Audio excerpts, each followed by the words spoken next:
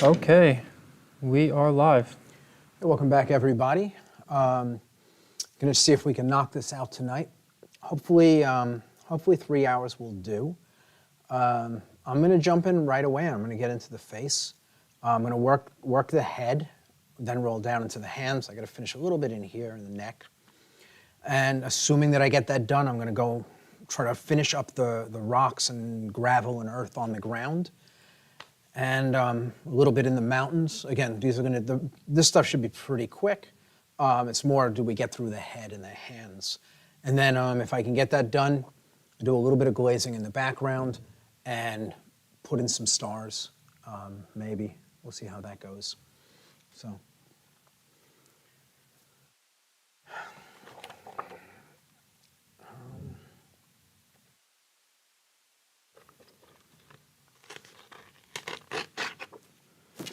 I'm going to get rid of unnecessary parts of my photograph.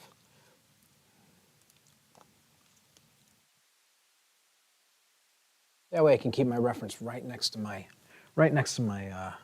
face while I'm working. So this is the palette from the last 4 weeks. I moved it over. I had to remix a couple of them, but this is pretty much the palette. It's what's left. Then I just realized I don't have any oil. Can you just find a bottle of oil for me? Sure. But anyway, so these are the values that are left. They're a little bit stiff, so I need to get some oil in them. And these are my flesh tones. The flesh tones they started out as a base, which is here, and then I started adding other colors into it. And the reason that I'm doing that is that I want my shadows in the skin to feel connected to the rest of the painting, the rest of the figure. And so I don't want to create a completely new color for shadows and a completely new color for lights. I want one of them to marry to the painting and the other one can depart. And so like you see where this is a little bit more brown, this is a little bit more purple in it, but they're very similar. This is similar to this is similar to this. But then when I move into my lighter shade, these continue to be more violet and these now roll into the more earthy tones that they're going to look more like skin. And again, it's not a skin tone. It is a color that will look like skin in this painting. It's not, there's no formula for skin. We get that a lot, and I'm going to front load that. There's no formula for skin. Skin is not a color. Skin is, getting skin to look like skin and feel like skin visually is a matter of paying attention to the environment and how the environment affects the color of everything. Again, if you have, let's say, somebody who's really pale, and you put them in a forest, their skin tones are going to be green. They're not going to be pale and blue and pink. They're going to be green because the environment is bouncing nothing but light off of green things. Put somebody in a red room. If you paint them with what you think flesh tones are, they'll look really odd. The colors of their flesh tones are actually going to be very red in order for them to look like they fit in the red room. And it's the same here. I've departed from the background and created this kind of range of colors and values and temperatures, and now I've got to make sure I maintain them in the head and in the hands so that the head and hands feel like they're connected to this figure. One of the easiest ways to do that is to marry everything through the shadows, and then you can move the lights in different directions. So to start out, I'm going to go in and I'm going to render in my darkest shades, my eyes, my eyebrows, those really dark things. And I'll wind up getting a little bit darker than this later, but I don't want to go too dark to start. I can always push to here later on, but I want to get it in and marry everything before I start jumping into the extreme value range.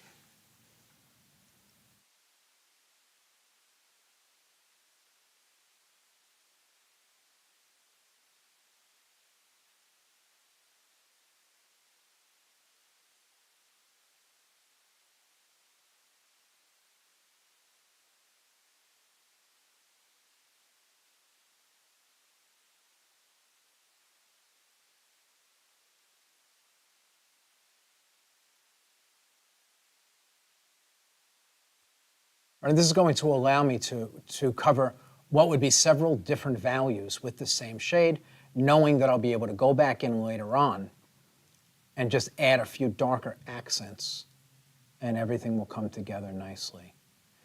It's better than doing like 5 different values for all the little variations in these darks.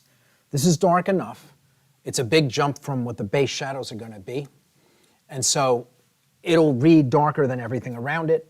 And then again, at the end, I can always go darker. I can push to here or even to here if I feel the need. But it allows me to unify the shapes as I'm putting them down. Like the eyebrow can be done with 1 shade, where it's technically 2, maybe 3 actual shades in the photograph. This is going to allow me to put it down as 1 and then accent it later on.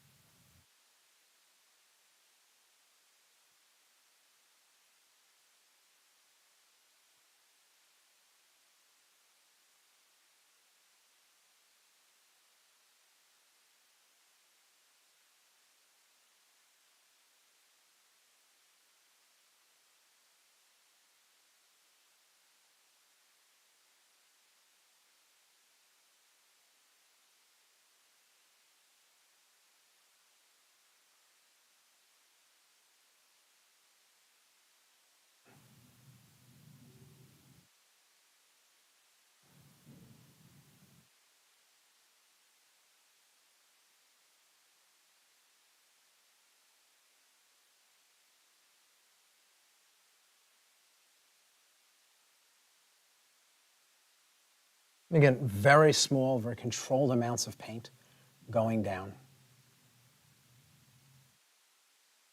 I make sure I'm staying inside of the lines, what I can still see.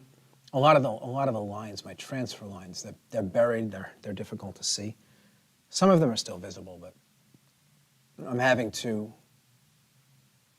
use drawing skills to figure out what is missing and where it belongs. That's good. Nothing wrong with that.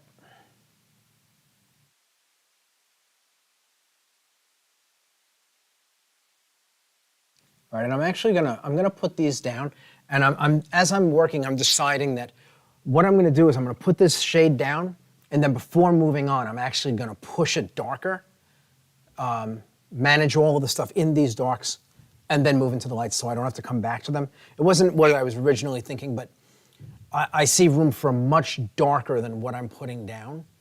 And so once this is down, I'll then just add those accents. I'll just do 1 shade darker, I think. That'll be more than enough.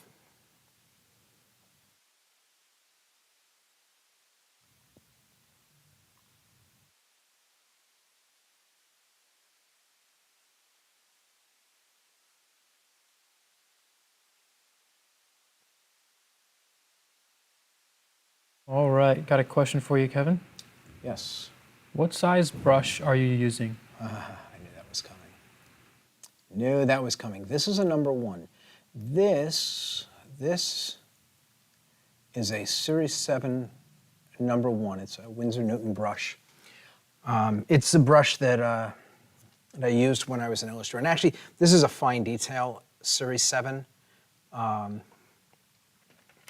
This is actually the brush that I used when I was an illustrator. Series 7, they're standard. It's a watercolor brush. They don't last very long. They're very expensive, and they don't last very long. The brush like this generally will survive 1 painting, and then you throw it away. But it holds a really fine point.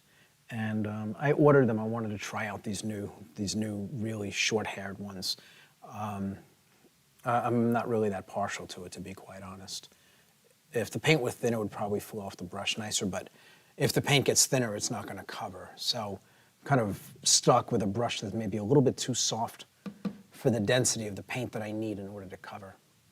So, but again, I'm kind of figuring it out on the fly as I go. And every time we get into a conversation like this, do not go out and buy this brush.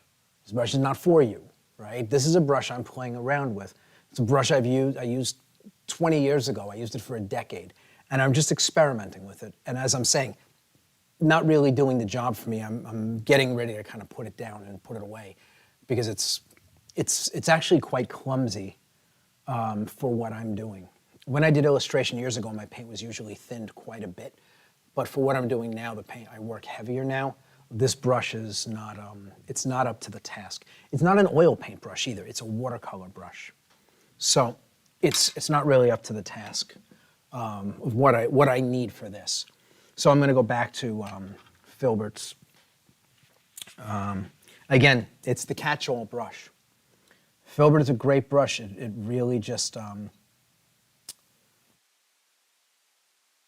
it hits all the high points. Not the best brush for any particular thing, but the best overall brush, in my opinion.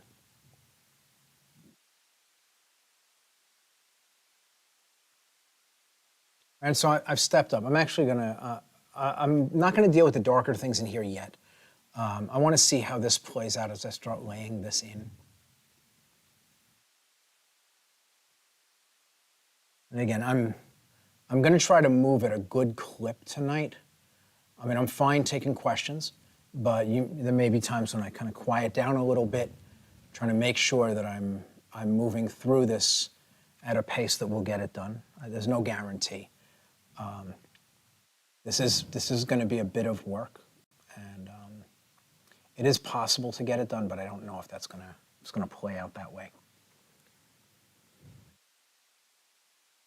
I do have 2 questions for you in the queue, Kevin. Yes. Yeah, go ahead. But before we go there, actually, so right now you're translating your palette onto the board there and making sure that all of your relationships are lining up. Like, what words would you use to describe what you're trying to figure out right at this moment? Well, yeah, I mean, what I've done is I've established my darkest shades, right? That we always want to do that first. Establish our darkest shades and kind of lock them in, let them become an anchor. So I've done that, or I'm doing that. And once I have that, right, so I did it with the eyes, the nose, the mouth.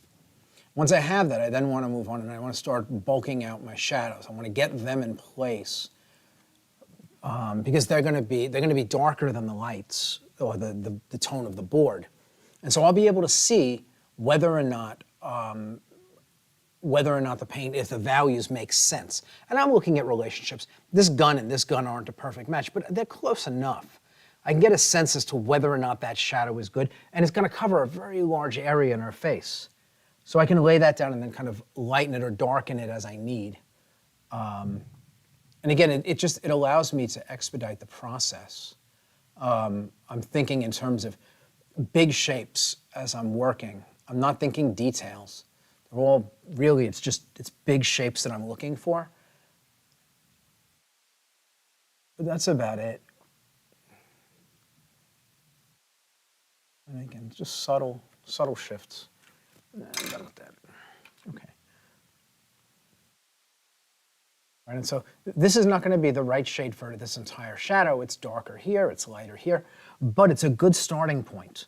I can put this down and I'll be able to see the shadow. The value looks like a good overall value. There are lighter and darker values throughout the shadows on her face, but this is a really good starting point. It's going to allow me to see the big shapes, and then I'll be able to break the big shapes up. And you know, the idea is when you're painting, you're trying to create something that has a feeling of being solid. And so it's very important to start off with something that feels solid, right? So a lot of the time when people paint, they'll basically, it's almost like putting together a foundation for a building on gravel. It's 1,000 values and 1,000 brush strokes, and nothing is unified. It's like gravel being glued together. And the other option is to do something like a solid piece of bedrock and then fracture it after it's down into the pieces you need. And so what I'm doing now is I'm laying down something that is solid and foundational, and then I will fracture it only with maybe 2 other values, one darker, one lighter, to describe all the variation in there. And it may not be a perfect match, but it's going to be close enough that I'll be able to then roll out of those shadows into the lights and kind of move across and finish up the face, making the face feel solid and three-dimensional with a clear read of light rolling across the face into shadow. And that's what we're looking for. Like, I've made color choices already. If the colors don't work, I'll glaze them later on, or I'll puddle into them with other colors to bring them together. But I'm just looking at a value scale here. 2 shadows, 2 lights. I'll make admixtures as I need to develop gradients. But again, keep it very, very simple at the beginning. Think in terms of laying down something absolutely solid, one value, one thing, like I said, like a piece of bedrock underneath a building. You start there, and then you break it up into the number of pieces that you need to. That's a much better approach than starting with something fractured and trying to glue it together. That really doesn't work, and that is the normal approach.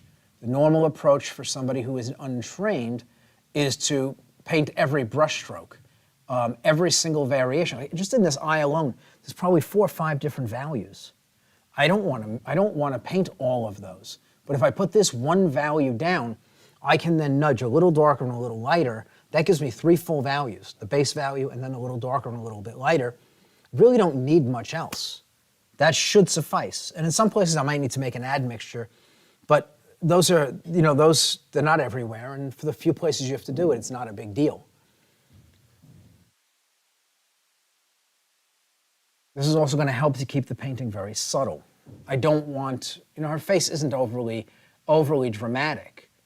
The value shifts are subtle. And so this is going to help me to keep that subtle feel in the painting.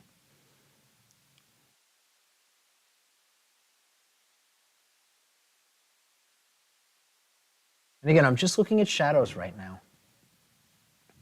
Right? Just to give you an idea also, like, you look at how dark this value is here against the gray and how light it is here against this. It also looks a lot more orange here because it's surrounded by blues, and here it's sitting against a neutral gray. Right? And so you want to pay attention to that when you're mixing your shades. You want to make sure that you're taking into account not only what it looks like here, but how it relates when it gets here. And like, even using swatches, I prefer at a stage like this, I actually painted it on the face when I was mixing them to make sure that I was happy with the values I was looking at.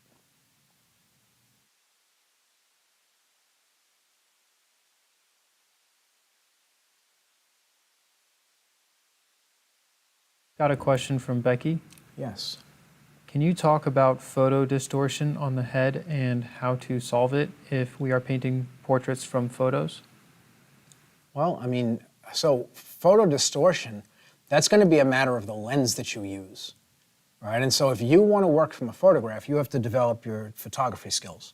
There's no way around that, right? So if you're going to be doing paintings from photographs, you have to know how to use a camera.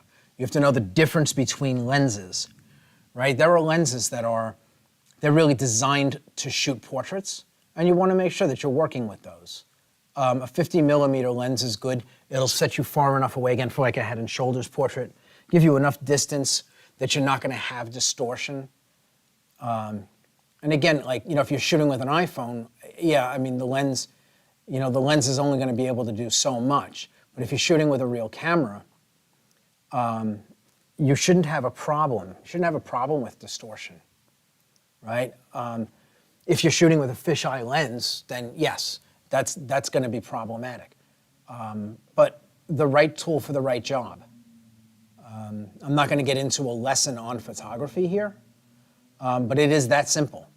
The right tool for the right job, and you won't have that problem. All right, and it doesn't take but a little bit of effort to go in and get information on what lenses do what. What do the numbers mean? Right? How close can you be? At what range do you start to get distortion on a certain lens? Again, the smaller the number, if you get down to like a 23mm, that's really kind of, it gives you this very, very wide view. And so it stretches the space. So you want to stay with a lens that's a little, again, a 50mm, that's going to be a decent lens for shooting a portrait. And as a follow-up to that, how can you tell if a photograph of someone is distorted? You look at it with your eyes. If you look at the photograph with your eyes and you can't see distortion, the chances that somebody else is going to see it is probably the same as if you're going to see it. So if you're seeing no distortion, you can assume there's probably no distortion, right? Most lenses, if you're shooting with a digital camera, an SLR, you're not going to have distortion. The cameras they're beautifully designed, and unless you're doing something really extreme, you're just not going to have a problem. The lenses actually account for distortion. There's technology built into the cameras these days that actually helps to address it in the camera. So even if the lens would distort normally, a lot of these cameras actually, they make corrections for the kind of lens you're using. Right, because obviously the lens that you're using is made by the same people that make the body that you're using, the camera's body. So the camera and the lens interact, they talk. And so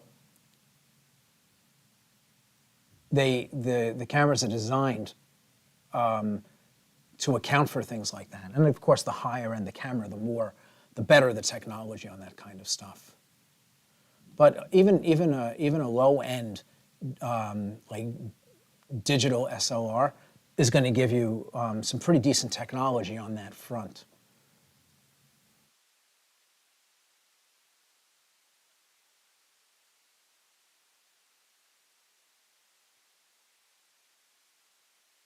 Right, and you can see, I'm using one value, explaining all of the shadows with a single value.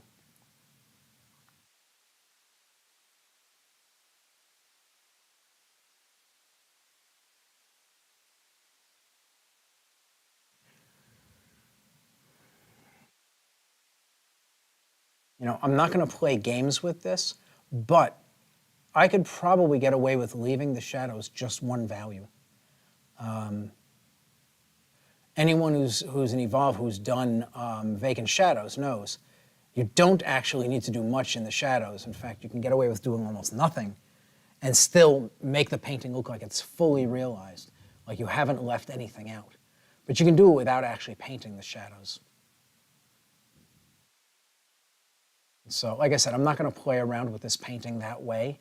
That's not the intent of this painting, to start doing stuff like that. But I could get away with it probably.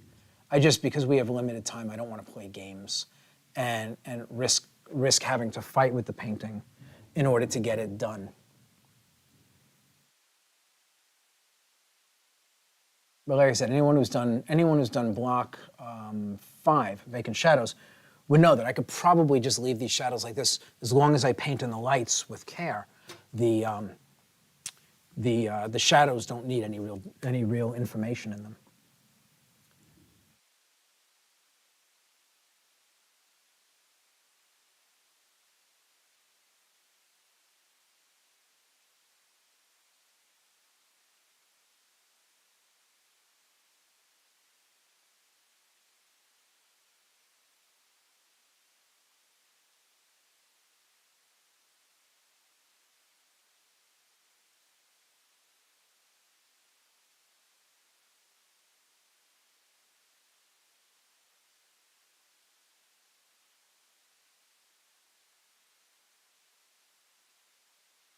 Hey, Kevin. Yes. Trina is wondering if it's all right to use your cell phone camera.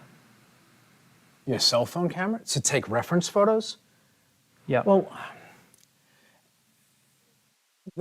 so the lens that you're using is the thing that determines the quality of the image you get. And the lens on your camera, even though your cell phone will give you a nice photograph, it's not going to come close to what a professional camera will. I'm saying professional. Even go to Costco and buy one of their little Nikon packs. You're going to get a much, much better image. The Canon cameras, the Nikon cameras, they're not even really that expensive. If you're doing this, if you're serious about this, they are a worthwhile and actually a necessary investment. And so you spend your money and get one of those little sets. The difference between the photographs, if you put them side by side, will blow you away. And it's like I have a iPhone 13, I think, and I think it's a 24 megapixel camera. But my Fuji, which is my camera that I shoot my reference with, is a 24 megapixel camera as well, or 26 megapixel. They're pretty much the same. The quality of the images are like, like I said, you can't even compare them. My Fuji shoots incredibly sharp. I mean, this camera is my Fuji, so you get an idea how sharp it is. But relative to the capability of the lenses and the processing within the cell phone, you're going to be so limited. And I think the cell phones actually, they have software in them so that they can, they optimize the look of your photographs, which you don't want a piece of technology doing that without your consent if you're going to be doing a painting from it. A digital SLR, you can change the white balance so that the kind of lighting you have, if you're shooting outdoors or shooting indoors, if it's tungsten or fluorescent, or you can adjust the light to give you clean color. The cell phones don't do that. You're basically stuck with what you get. And so, yeah, if you have no choice, yeah, you can work with your cell phone. But if you have an option, that's not the way to go.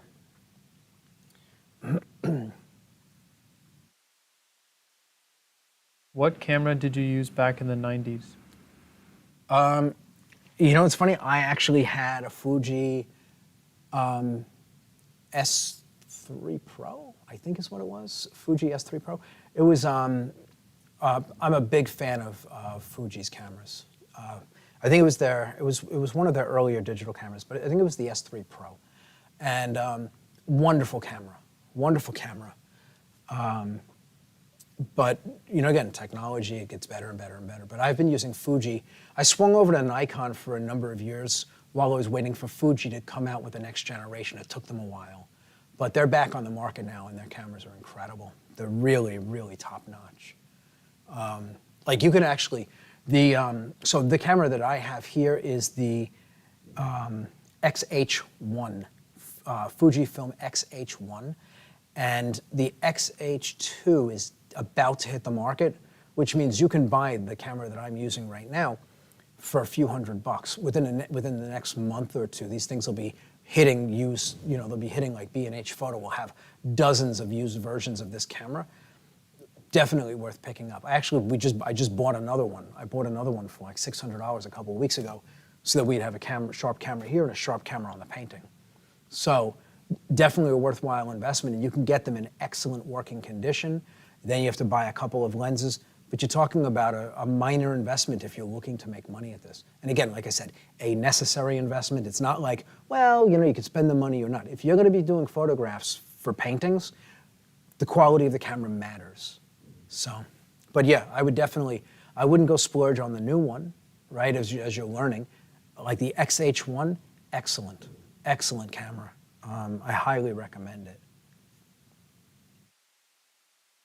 Okay, so I've got my basic shadows in place. I just want to make sure I get everything. Before I move on from this value, I want to make sure I've got everything in place here.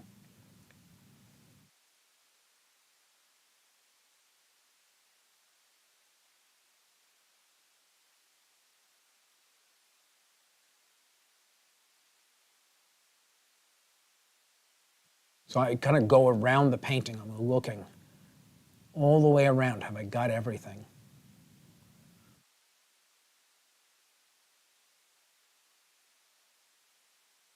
Make sure I haven't missed anything. I'm just following that outer contour where the shadow and the light meet in the photograph, looking to see if there's anything I've missed.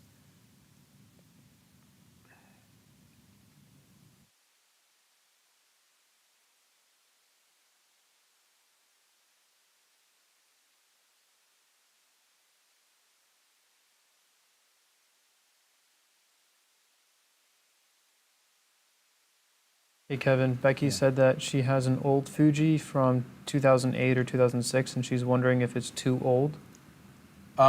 What is it? What Fuji is it?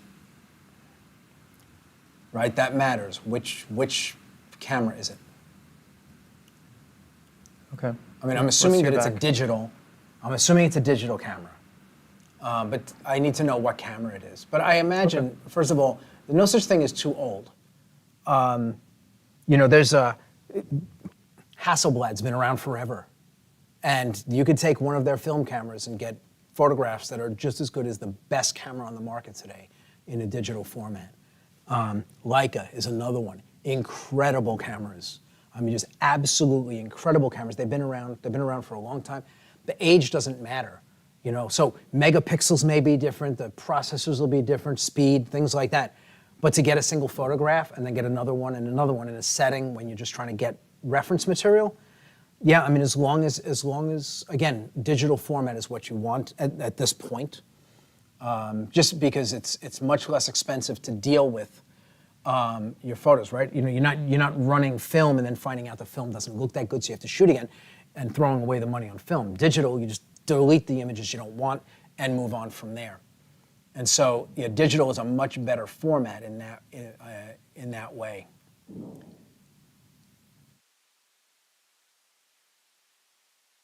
Becky has a fine pix megapixels.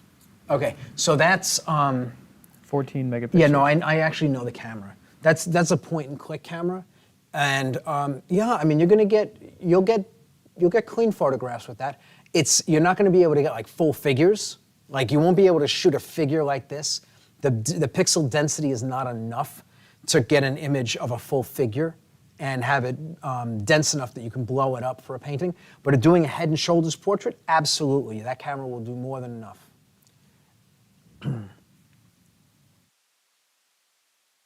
I don't know what kind of memory card that takes. Like that's another consideration. The kind of memory card, it might be, that type of memory card might not exist anymore. That's another, obviously a concern. But you just look. I don't think when those cameras were around that they had the XD cards that they do now. I think it was a different memory card. But as long as your memory card is sitting in your camera where it should be, there's probably an interface on your computer that would allow you to use it. And if not, you should be able to go online and find one. It's just vintage. It's basically what it is. And if you just have to figure out what it is you're looking for, and I'm sure that information would be available online somewhere. If you do a Google search, it'll probably come up. But anyway, I mean, you kind of play with it and see what you get.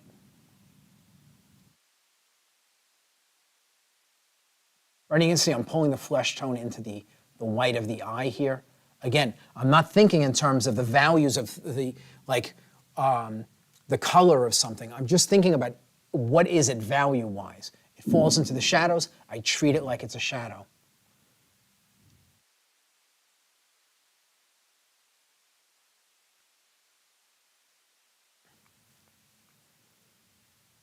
Right, and again, it might not look like I'm moving that fast. Not much going on. But if you look at what's left outside of the shadows, there's almost nothing left to paint. And so once I've got the shadows resolved, half of this landscape of the face is going to be taken up in a gradient, and then there'll be a couple of lights, a light and a highlight, and it'll be done. Right? And so taking my time as I work, not rushing, making sure that I get the shadows nice and clean, they're doing everything they're supposed to do, it's going to pay out big dividends when I move away from the shadows into the lights. And again, I'm trying to manage edges as I go. So I think I'm having to make decisions about some of these subtle things back in here. And I think I'm just going to get a little bit more heavy-handed back in here, and then I'll break it up. I'll break it up by painting on top of it afterwards, which is basically the theme of what I'm doing across the painting right now. So I got to come back and I got to grab just a little bit more of this darker shade. Get it in here.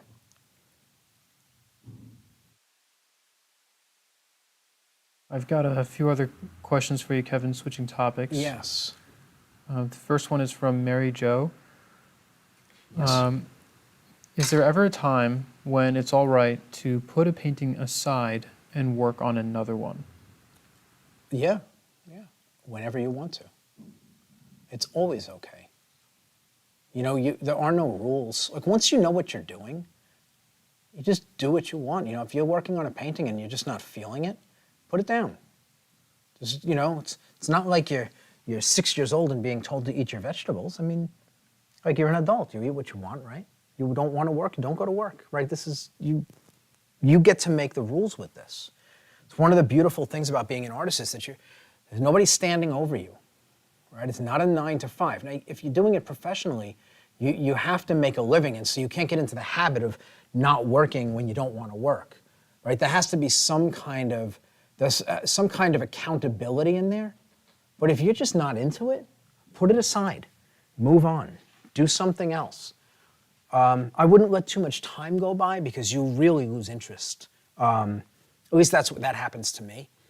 And so I would recommend like giving yourself, like, let's say I'll step away from it. I'm going to do one painting, but then I will come back. I will commit to coming back to it and working on it.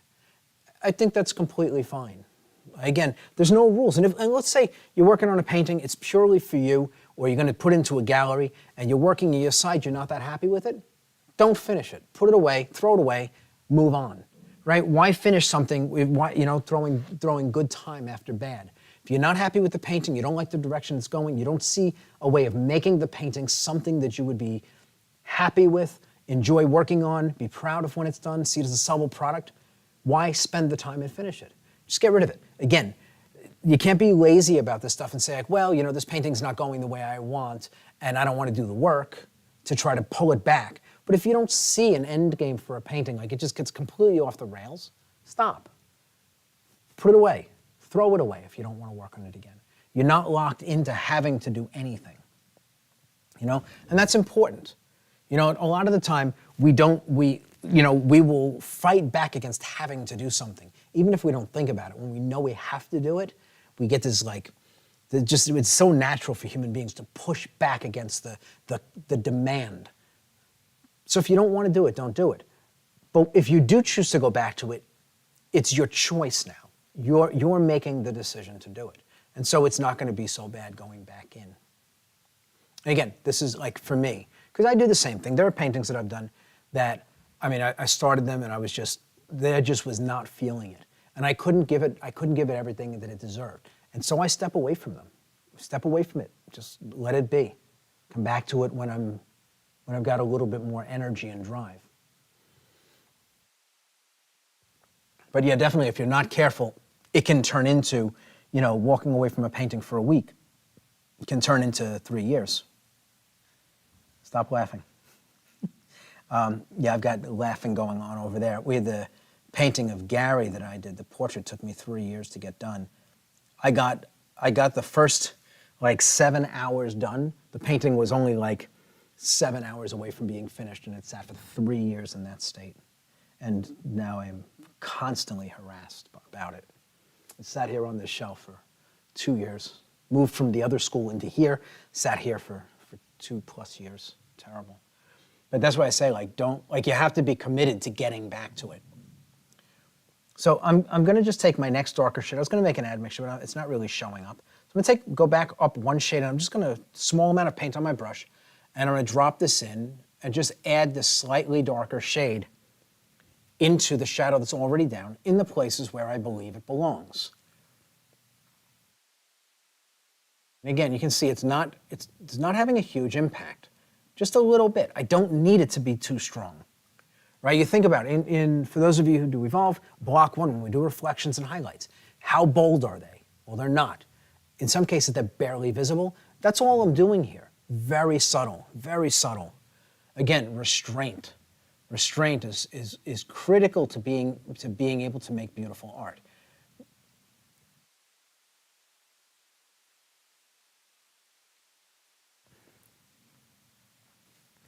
Kevin, whenever you bring up the word restraint in painting, I think of The Heart of Darkness. The Heart of Darkness? It's a classic.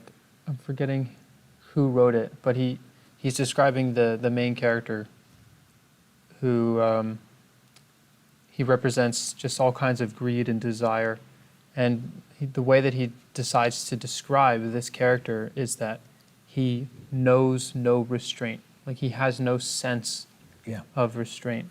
And I always thought that was just a very powerful way to describe someone who had no control or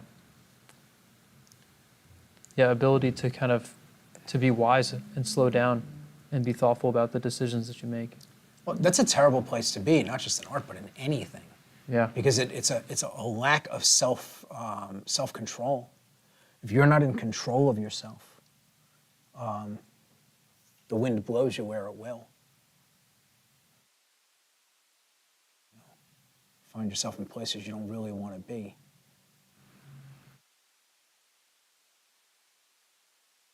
And so here, I'm dropping in darker shades, and then I'll drop in some lighter ones, and I'll get a nice little pop between them. The darks aren't that dark, the lights won't be that light, but each one of them will nudge in an opposite direction. And that opposite direction will give us quite a bit more form inside of the shadow. And that's all we're looking for. A little bit of push in and out of the shadow. Make things feel a little bit deeper, things a little bit more, like not as deep, a little bit deeper.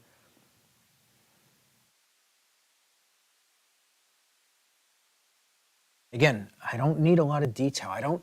Shadows don't hold details. Details are only in the light, right? Because a detail is a big contrast jump. The only place that you get contrast jumps is in the light. You know, the shadows, the most they have is a reflection. Light bouncing off something else and being reflected back in. But in the light, you have these bold turns in the form where you can have deep, rich, dark lights and rich color, and then roll around that and hit these brilliant, almost value one highlights. That's what you perceive as details. In the shadows, everything is neutralized. And so you don't have that at all in the shadows. The shadows are nice and subtle. And so we want to make sure they stay that way in the painting. It is 8:45, Kevin. Thank you. Are you taking more questions? Yeah. Okay. I'm fine with questions. Cool. So here's a question for you. What are your thoughts on Dean Cornwell and the great Norman Rockwell? Dean Cornwell. I am drawing a blank. Dean Cornwell. As am I. The name is familiar. I don't do, for the life of me, it's not coming up. Norman Rockwell? Norman Rockwell was a genius. Yeah. Absolute genius. His work was incredible. I've had the privilege of seeing quite a bit of it. And it never fails to impress. I remember when I was first looking to become an illustrator, well, when I first started looking for an agent, I was already a working illustrator, working pro. And I remember going to one of the agencies in the city, one of the top agencies, and I remember one of the owners looking through my portfolio and telling me that I needed to go study Norman Rockwell, the way Norman Rockwell painted ears. I thought, well, that's ridiculous. But I went home and I looked up Norman Rockwell to take a look at the ears, and I understood why he was telling me to do that, because they're ridiculous, the amount of care that Norman Rockwell gave to them. And now, to this day, with 30 years later, 28 years later, it's all I see when I look at a Norman Rockwell. It's the first thing I look for. I want to see how he handled the ears in the painting, because they're exquisite. And again, if you take the kind of care to paint an ear, what do you think you're doing with the rest of the painting? You're not cutting corners, that's for sure.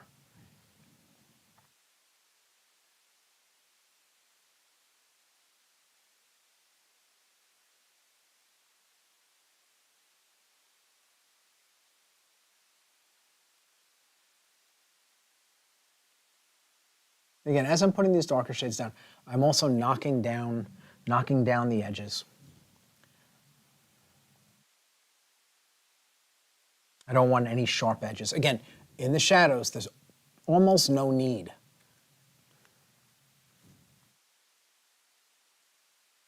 Just getting the edge here against the hair.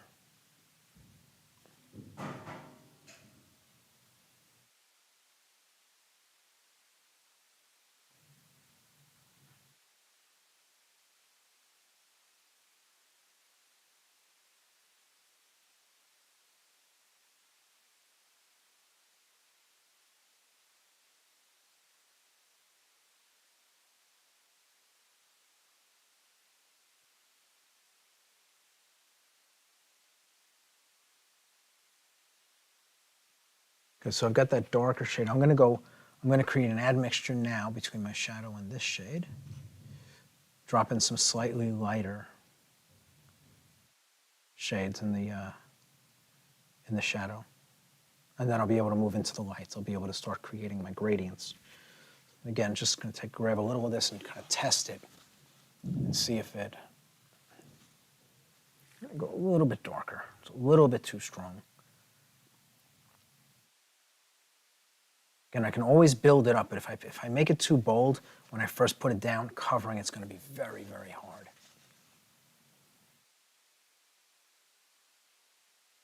Following up on Dean Cornwell, he was in the 1890 to 1960 range, so 1940s. Illustration work very similar to Norman I can't Rockwell's. believe it. I'm drawing a blank. I know the name. I'm drawing a blank visually. Terrible. Yeah, and like No the worries. name, I know the artist. I'm just drawing a blank on his work.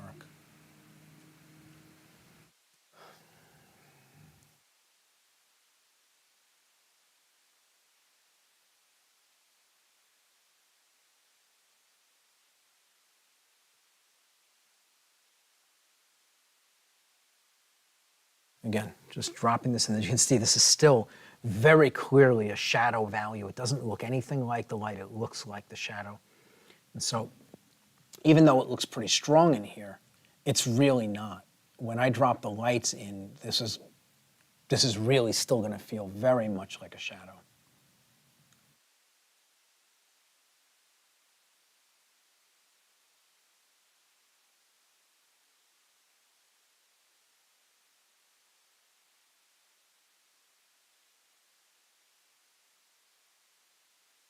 This will be a transition going into that highlight on the side of her face.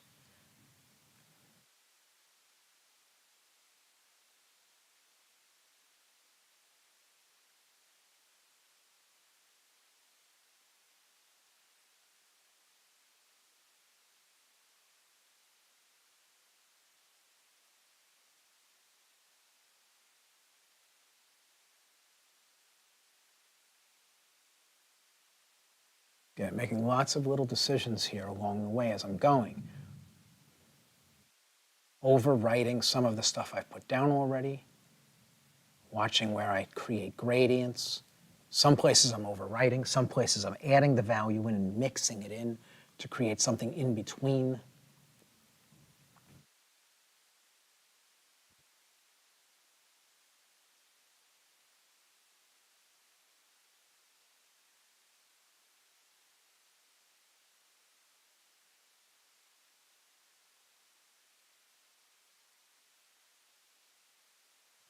And again, at this scale, this doesn't have to be hyper-realistic. A lot of this stuff is just going to be hinted at. Hinting at the information. Enough information to describe form and little else. That'll do the job.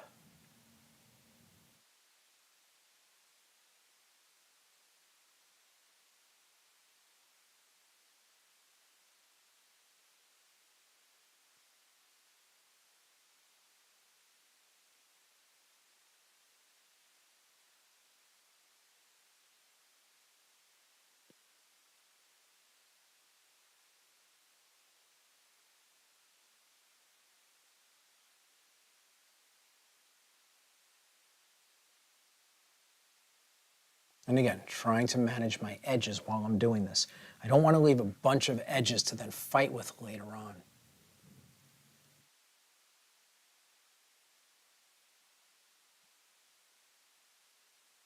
Hey, Kevin.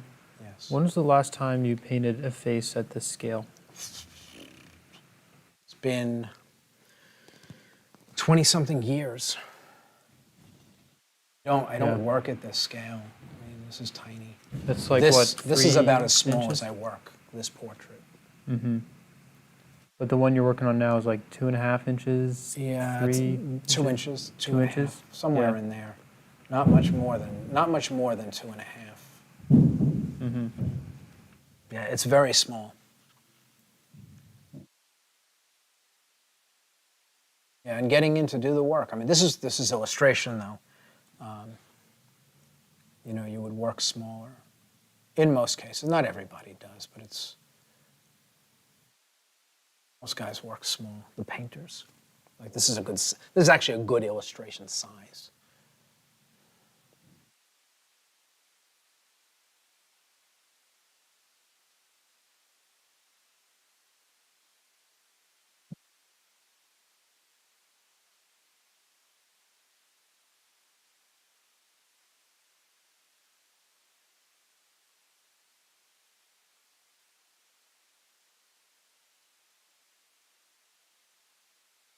And you can see I'm overwriting some of the stuff. Like I'm making all kinds of adjustments. Some stuff is being completely overwritten. Some stuff is just becoming a mixture of what's down and what's on the brush. And just looking at the relationships.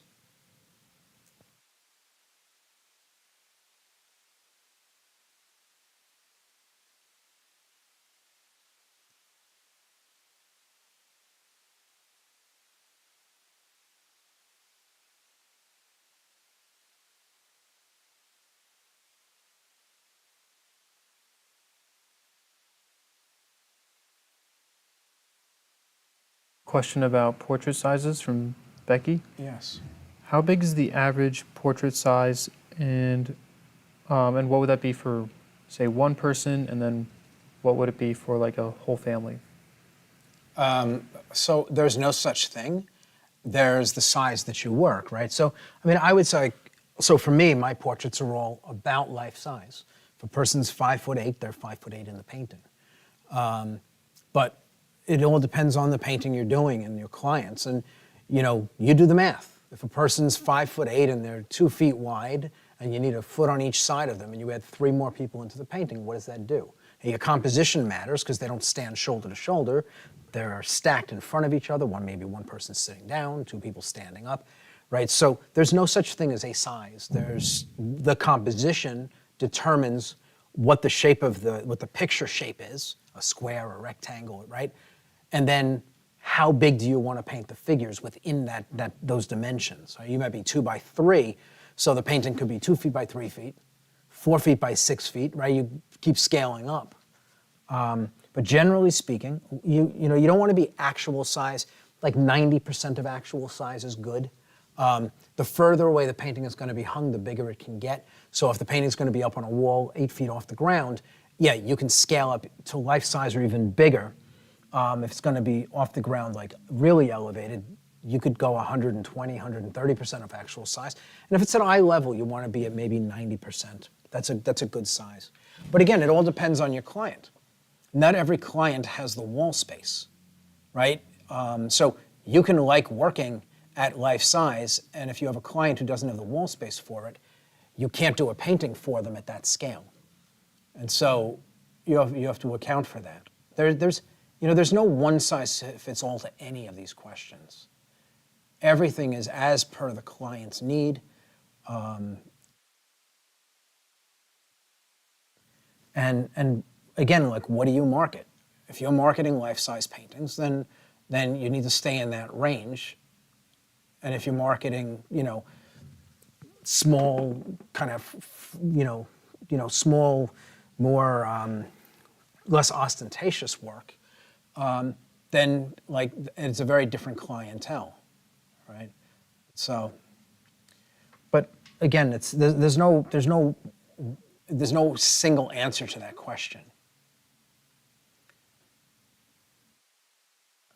But you just, if you do a photo shoot, you have your sitters, you scale it up until you're happy with it, right? You keep blowing it up until you like the size and the look of it. Right? I mean, that's a pretty straightforward thing to do.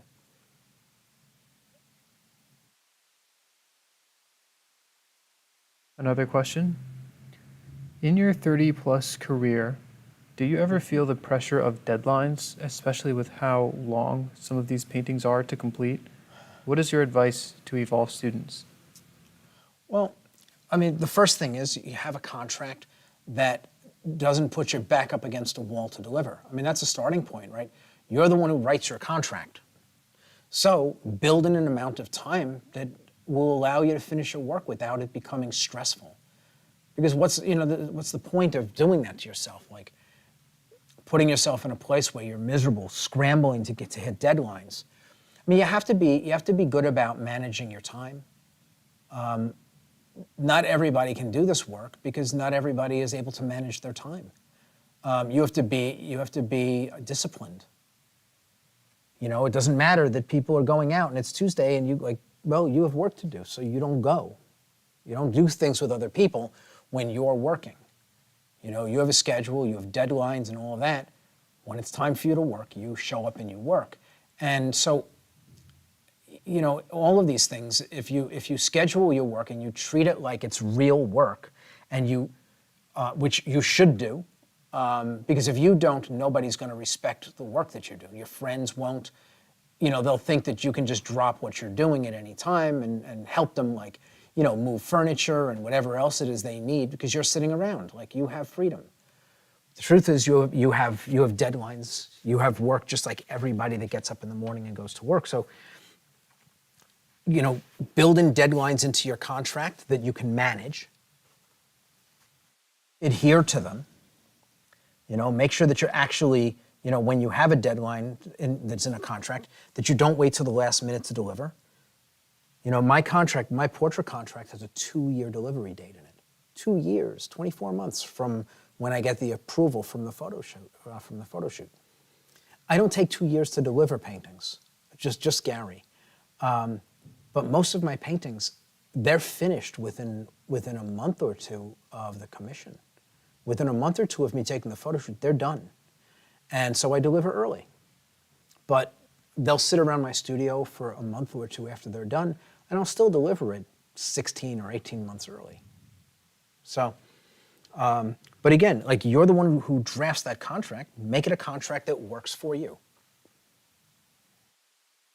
And so I've got all my shadows, and you can see they're really subtle. There's really not a lot going on. I'm now going to start dropping in lights, and I'm going to be a little bit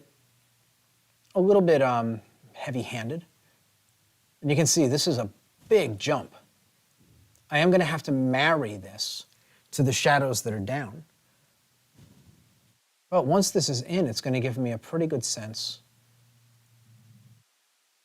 of what I've got. Any failings in the initial lay-in, any structural issues, I'll be able to read what is shadow and what is light very clearly. And then it's just a matter of, I would make adjustments. Before I start making any gradients, I would make adjustments to this value. I'm not going to put anything else in until the gradients are done. So I'm going to put this in. I'll then step back and take a look at it, see how it feels. Is it doing a good job of describing the face? Is it explaining the volume, the form? And if it is, then I will make my gradients. And when the gradients are in, then I'll add in my highlights, kind of bring up anything that's in the light that needs to pull forward. But I don't want to put in a full range of value into the lights until I know that this is a good base. And it's not just that the color and value are good, but that the overall feel of the face is what I want it to be. And you can see, I'm not blending anything. I am going to put in one highlight before I'm going to put it in on the nose because it really jumps, and I want to make sure that it's placed. And again, it's not that I need to do that. I'm going to do it so that you can see it. So, like, if you're doing a painting like this, that's a way to easily lock the highlight in place, so you don't have to worry that, like, when you paint over the drawing, that you'll lose it. I mean, it's not something you should really worry about anyway. But when I get to the highlight, I'm actually just going to paint around it, and then I'll drop a highlight in. It'll be the only highlight that goes in at this stage, right? And it's going to go right in there. But everything else will just be this flat value. I'm really liking this flesh tone, at least from where I'm sitting. I like it too. Yeah, it's got a nice feel to it. I'm not sure how it feels relative to the whole painting. Again, getting back away from the painting is going to be necessary for me to really make sense of it. I'm not going to be able to do it well from the seat. I need to get up and step back a few feet. It's like as that blue starts to get covered, it starts to disappear underneath this, getting a nice sense of it.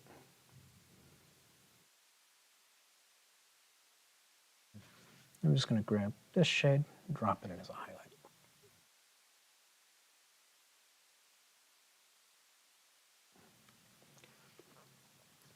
So I'm just going to step back and take a look.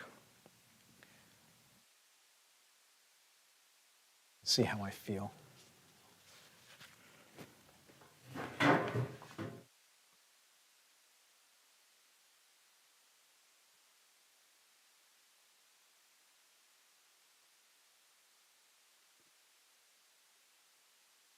Yeah, I think that's good. So it's a little bit bright and colorful at the moment, but when I start making the gradients, I'm going to be mixing some of these brown, these earthier tones into it. And so we are going to lose some of the color in the process. So I'm going to go in and I'm going to grab, again, the one that the lighter shade that I was putting in the shadows. And I'm going to use that on the edge very gently. And I know where my gradients go. I've got a gradient here. You know what, I'm actually going to make an admixture. I'm not liking the way that looks. So I'm going to make an admixture, falling between this shade and this shade. I'm going to lean it just a little bit closer to the lighter shade, just a little bit. So that looks good.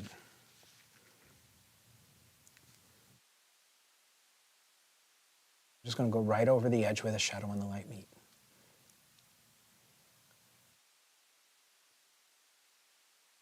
And just where are my gradients, right? That's what I'm looking for. Where are my gradients? So this is too dark, definitely too dark.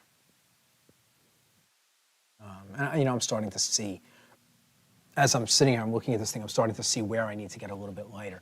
So this value that I use for the gradient is a half step lighter than the value I use to elevate the shadows. So I'm going to take this and I'm going to use it on my gradient, and I'm also going to use it to open up some of these shadows. It's going to paint right on top of them.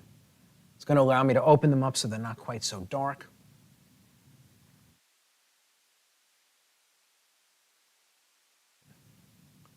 Because I'm looking in here, they're just not that dark. Again, I set up a one-size-fits-all to start, but I had no intention of staying there. I was using it as a baseline. It's easier to figure out how to adjust something to get it where you want it to be from where it is than to simply get it straight out of the gate. Right? I can see it's too dark now that I have relationships in place. So knowing that it's too dark, I can use that information to then determine where I want to push it. How light does it need to be relative to everything else that's down?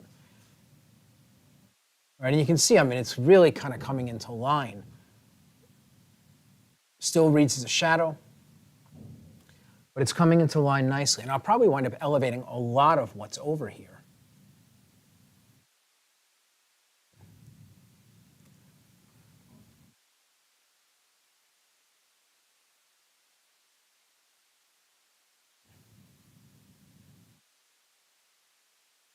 Still a shadow shade, right? I'm not working in lights. I mean, this shade is still really dark. It doesn't look like this. It looks more like the shadow.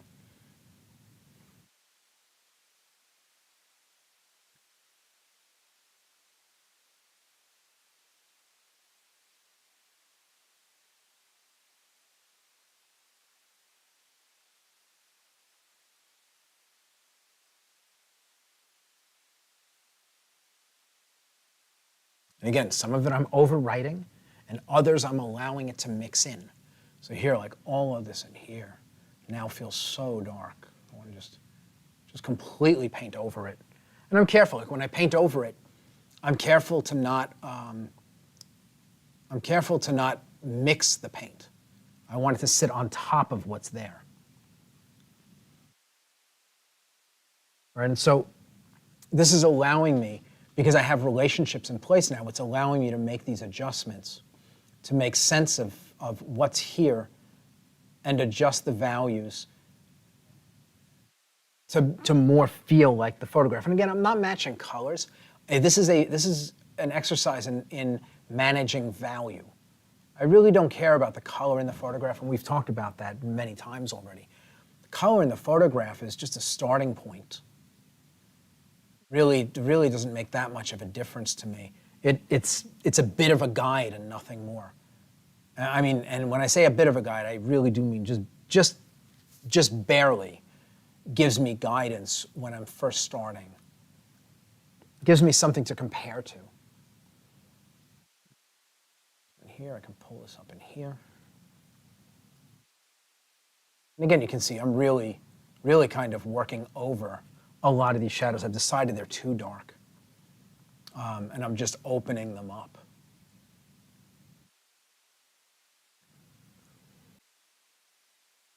It's just going to give me a lot more information in the shadows for the viewer to see, to make sense of.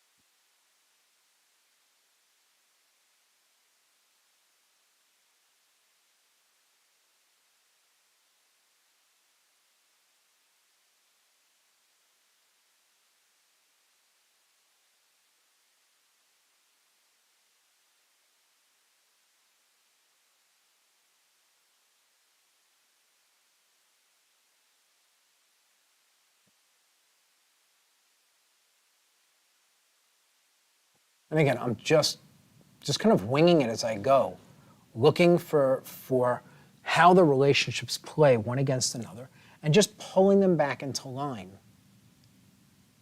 Again, some of these things I want them a little bit darker, so I mix this paint into what's down. And some of them I want to be lighter, so I paint this on top, and I don't allow what's underneath to show through.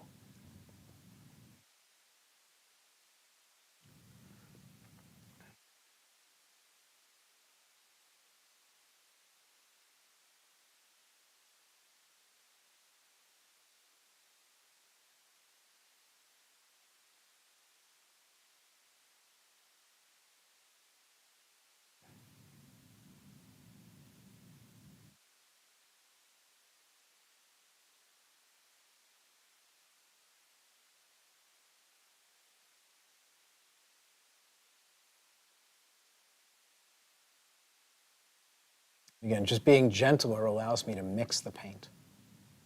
So I retain the darker value. And it's subtly darker, not drastically so. Again, in the shadows, I don't want drastic. I want just subtle shifts. So that's actually feeling a lot better to me.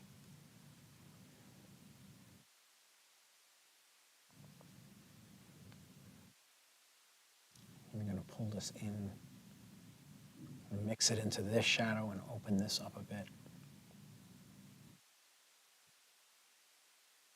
Right, it just, like I said, it just feels too dark the way it initially went down.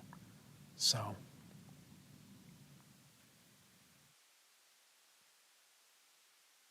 There's some darker stuff in here.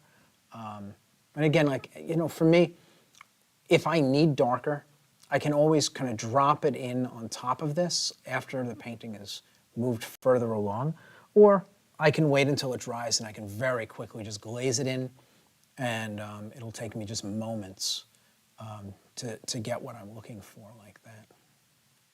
So I think that's looking nicer.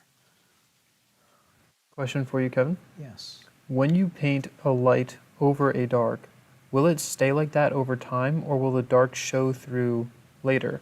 For example, I remember seeing a famous painting of a dancer with two guitars on the wall. Two guitars because one was painted over and it showed through years later. Well, if I painted it and I let it dry and then I painted on top of it again, yeah, possibly. But wet paint into wet paint, no, that's not going to be a problem. That won't be a problem at all. Anyway, I'm just going to get up. I want to take another look at this from a few feet away. And yeah, there we go. That's what I was looking for. So I'm very, very happy with the look of this now. Now it's just a matter of managing, making sure everything is filled completely. My lights, my shadows were already squared away. Making sure everything is filled completely. Right, I have these gaps right now. So I'm going to make sure these shapes are correct.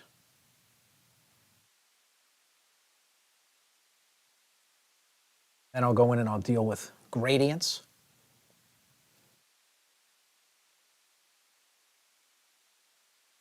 And again, not a lot of paint. And kind of, again, I can already start creating the impression of gradients as I go, just by pushing the paint around on the edges where the gradients will be. And again, just kind of playing with this. I want to open this shadow up a little bit with some light. But they'll be cleaning up as I go.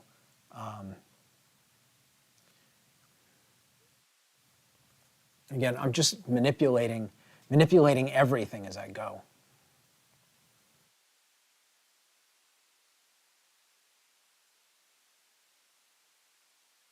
Again, I mean, a lot of it is just going to blend together for me as I go. I don't really have to do much. The values they're close enough together. Even though there's a big color difference, the values are not that far apart.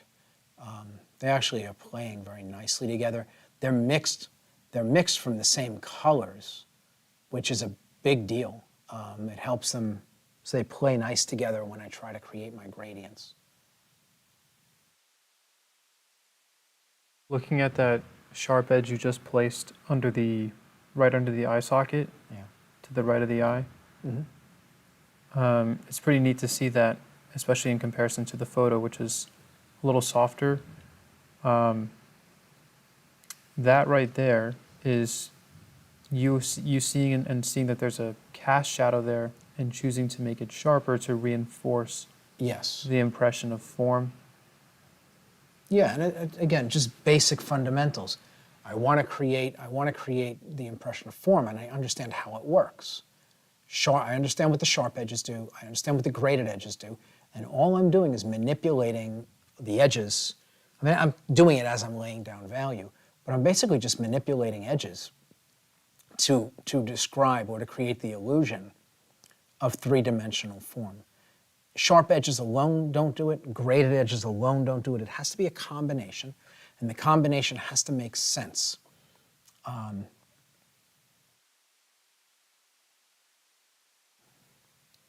Right, and there's a calculus for it. I'm not just looking and deciding where I think things should be. Like there's a calculation for it, and if I understand the calculation, it's not that hard to get the result.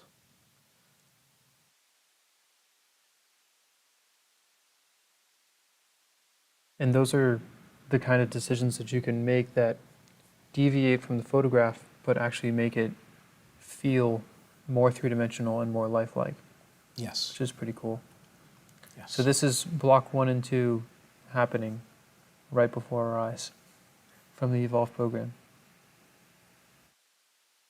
Yeah, well, the fundamentals of block, or actually just block 1. Right. Yep. You know, if you understand that, you learn it in block 1. You know, you're applying it in block 2, but you learn it in block 1. Again, I'm going to leave her a little bit more tattered than the photograph. She's so neat and clean in the photograph, and I feel like somebody out in the world fighting a war should have a little bit more dirt under the fingernails. And so I'm not going to clean up everything that goes down. I'm going to leave some of these marks a little bit messy kind of choppy. She's beautiful up in here. So I've got her captured very nicely up here. I don't feel the need to have her so pristine in the smaller version.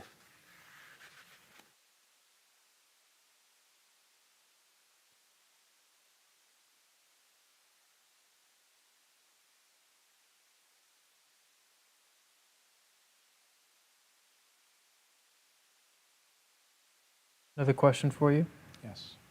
How many tubes of paint do you go through in a year with these rather large paintings?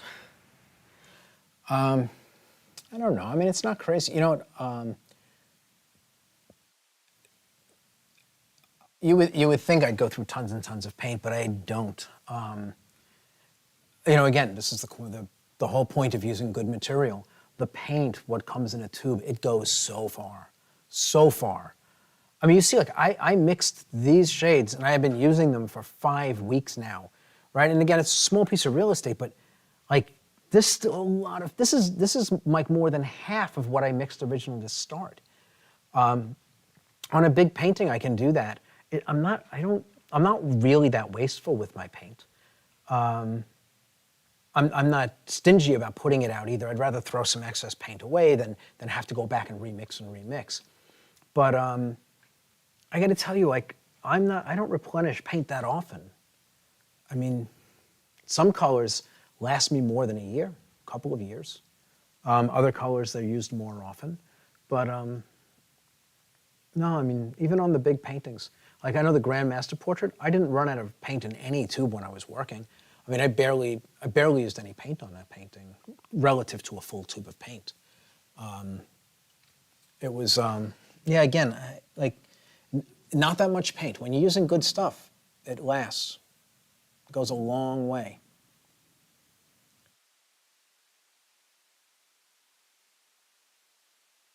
All right, so I'm getting into a little bit more particular shapes now. To make sure that I'm describing with a little bit more care what's going on here. And again, this is going to help to capture her. I'm not worried, like I wasn't worried about her likeness here. I'm not worried about her likeness here. I'm just looking at shapes. And if I get the shapes right or in the ballpark, it'll look like her when it's done. But again, it's not like for something like this, I really don't care.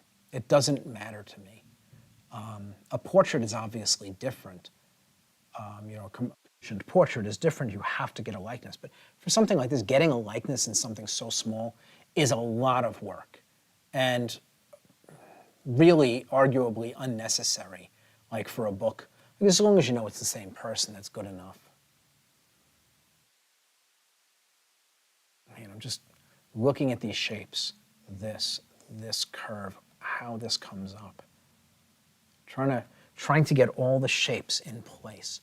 And again, I'm just following these contours, looking to see the angle.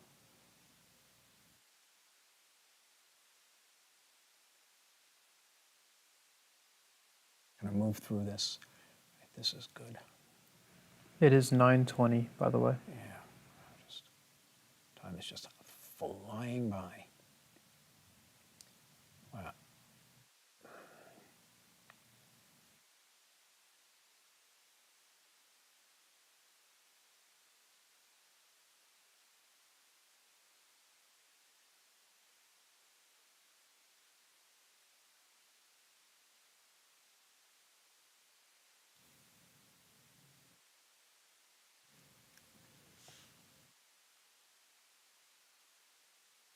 And very gently working this in. I don't want it to fill the shadow and make the shadow go away. I still want it to feel like a shadow. I'm trying to mix it in as I go.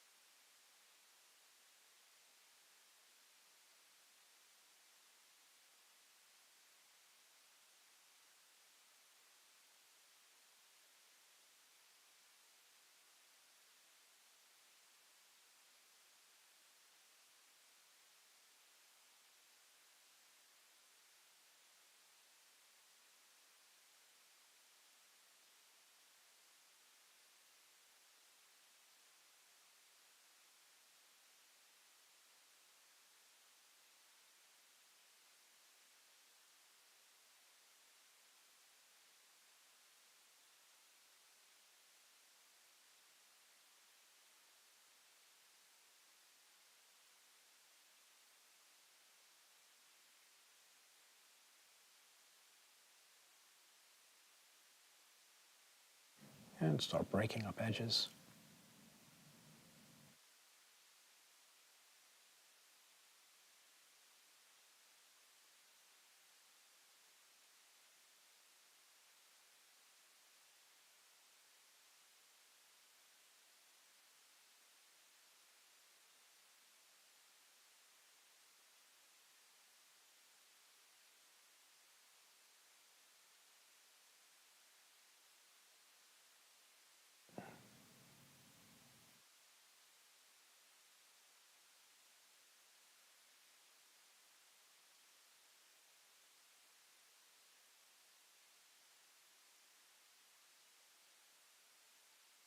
Yeah, these small paintings are tough. Like, it was much easier when I had young eyes. Getting into all these small spaces and managing. The reason I work on big paintings these days.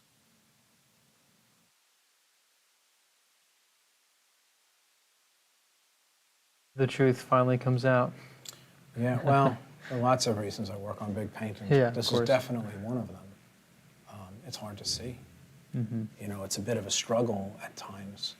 Like even with glasses. I mean, anybody who's got reading glasses, you know that there's like a distance that's like here's perfect, here isn't. Every place you go, every time you breathe in, it's that things go out of focus. It's challenging. So I'm just going to start knocking some of the paint down, making sure everything is smooth, and I'm actually basically done with this. A few more soft edges, a couple of slightly brighter values as in highlights, and I can move on. His mouth is really kind of hidden behind the gun. I want to soften it a bit. You know, open up that value a little. It's a little too dark.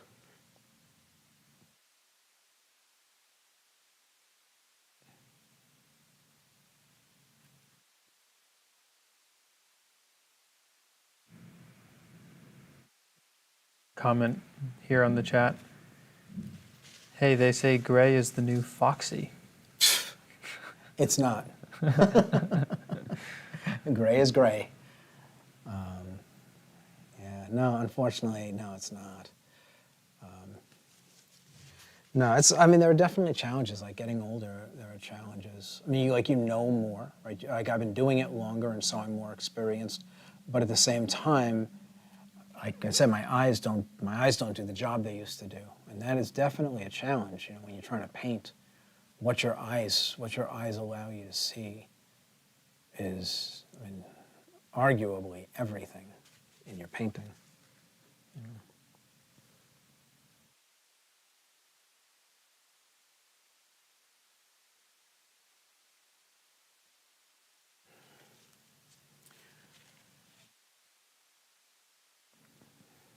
It's a little bit murkier than I was originally thinking I wanted it to be, but it's actually okay. It's kind of falling in line with the, you know, the kind of gritty feel that I want for her. And just kind of changing the shape of the mouth a little bit. I fall into that shadow. All right, so I just described the edge of the mouth.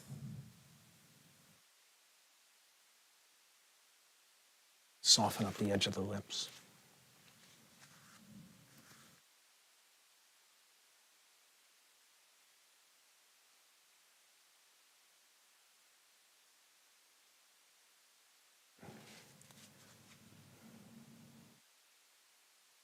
And again, like creating these gradients, all I'm doing is tapping the edge. I have to be so careful not to drag one shade into another. Just kind of tap the edge until it breaks down. It's where it becomes important that the amount of paint that's down in each area is similar.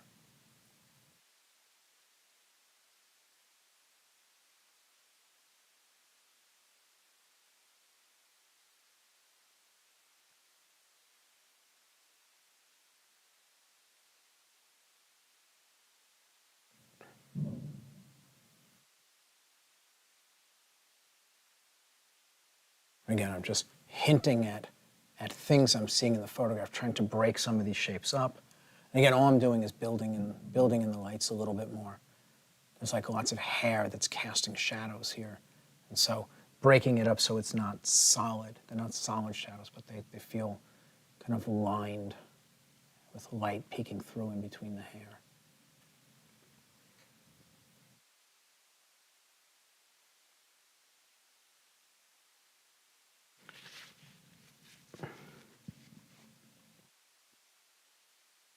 And just moving back and forth, I have a slightly darker shade. Again, just kind of back and forth between my light and that slightly darker value. Impression of some shadow cast by just a few wisps of hair up in here. I'll use it to describe the brow just a little bit. There's really nothing in here. Kind of like that. This edge.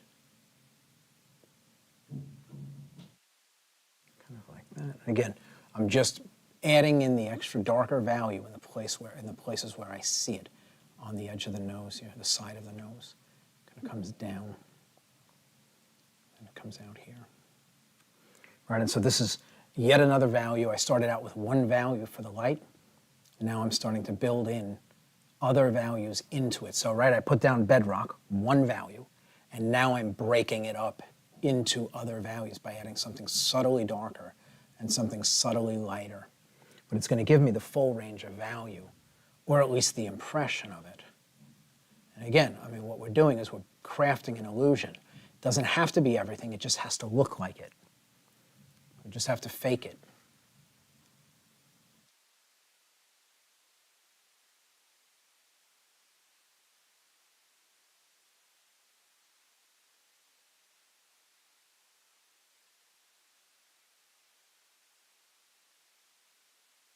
And again, I'm trying to describe form. That's the goal. Trying to describe form. And form, the light moving across it is what explains it and helps us to make sense of it. And so what I'm trying to do is light, shadow, light, shadow. I'm trying to make those patterns, bring them to life here. Cast shadow from hair. Again.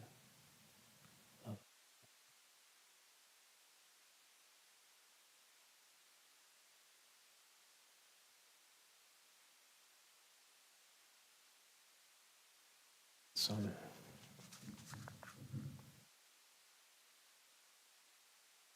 And at this point, like minor variations. Make sure those lips are solid.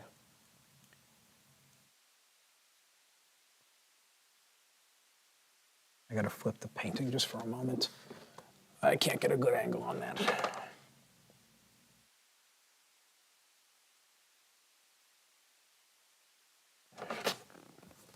Right, the cast shadow is very important.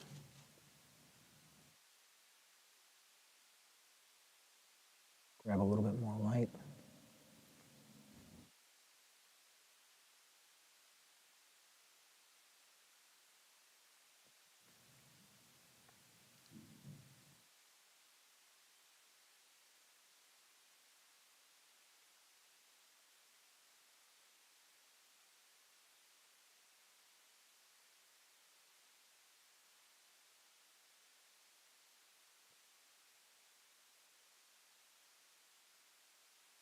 It is 9:30.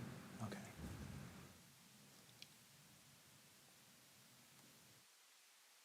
And just trying to get these lights in place.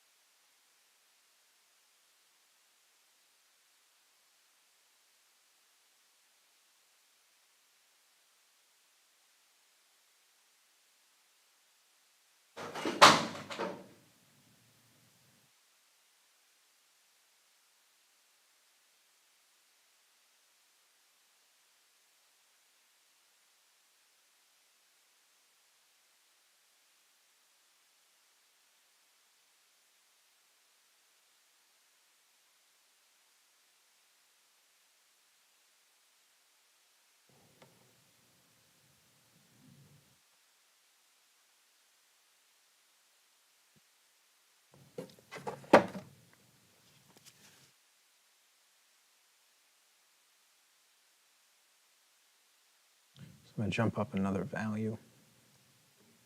You see I'm making admixtures between these. So I drop in a few more slightly lighter places. Again, helps to explain the form.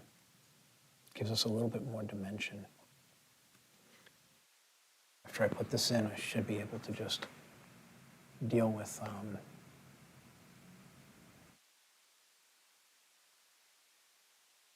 That's making such a big difference. yeah. Should be able to just blend away some of my edges. I say blend, it's actually not the right word, but I should be able to just soften a few edges, create some stronger gradients, and then wrap this figure up.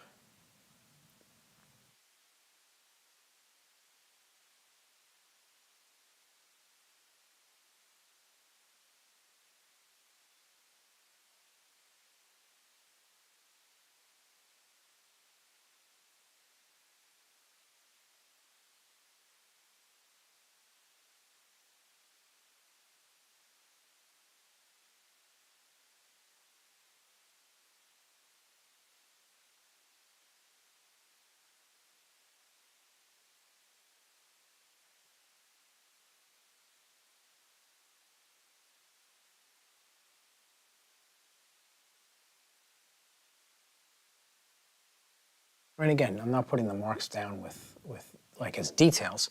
I'm simply dropping them in to see where if they explain the form better. And once I'm happy with that, then I'll soften them and kind of nudge them to where they belong. I think this is looking pretty good.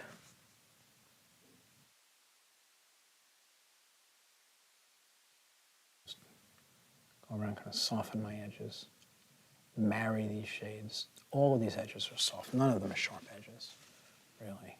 I shouldn't say that. There are a couple of sharper edges. Again, relatively speaking, that's a sharp edge.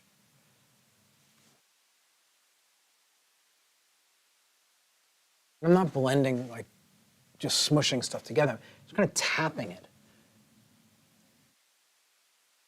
The values are so close. The colors are cut from the same mixtures. It doesn't take much to get this stuff, the edges to give way. And so I'm not heavy-handed. Really quite delicate with it as I work. And it's almost like sculpting as I'm moving the stuff around.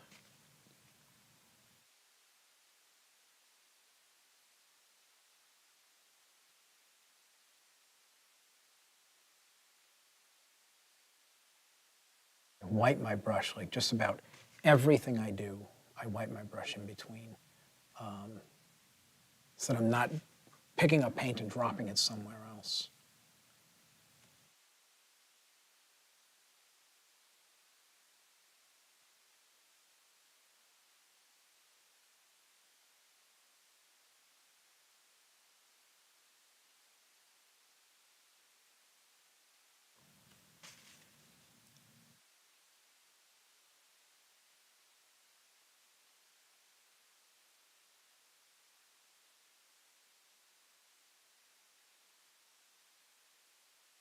And again, I am not merely painting based on what I see, but what I understand.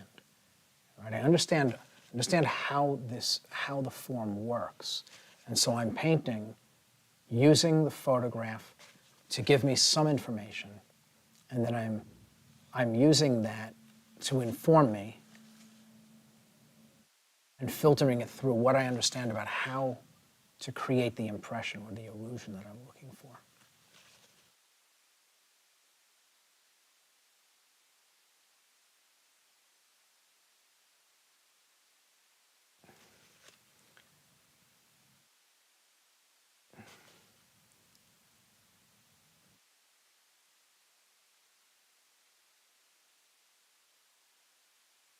So I'm going to grab a larger brush that's soft. Actually, this will do. I'm just going to start in my lights, and I'm just going to soften them out. Actually, brush I want to use. Just going to soften everything, kind of pull the paint a little bit. This is a very soft brush, so it's not going to move a lot of paint. It's going to allow me to just make sure that I've got everything where I want it to be. We'll soften. Take some of the brush strokes out, some of the kind of splotchy nature of the strokes that went down. And then I'm going to quickly block in the hair. I'm done with the face. I just want to soften a little bit.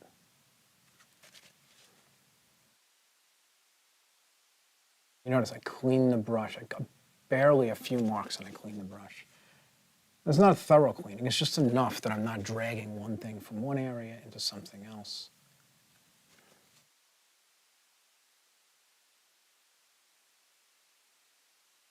Question for you, Kevin. Yes. From a Evolve student in Block 4. Yes. The longer I stare at a color, it seems like it changes, especially highlights. They are so colorful, it's hard to know what color to use. What does Mr. Murphy do, or does that not happen to him? It happens to all of us. The longer that you look at a color, the more saturated the mechanism inside of your eye becomes. And so if you look at red for too long, you start to see a diminished amount of red. Okay, and I won't get into the mechanics of it, but understand that if you stare at something for long enough, you become overly saturated, your cones. And so you don't see the color to the same degree. And so one of the tricks is to look away and look back, look away and look back. Kind of let your eyes glance over the color and you'll see it more naturally. When you're painting portraits, that's actually necessary. If you look at skin, you'll never be able, the colors just swim. You'll kind of look over and you'll see blue, and then when you look for the blue, it's invisible, you don't see it. And what it is you just have to kind of let your eye roll over the subject. But don't stare too intently, that's a starting point. Take breaks as you're working. That's another thing you can do. But yeah, that's just, it's the nature of how your eyes work. Nothing you can do about it. You're not alone. You're like everybody else, me included.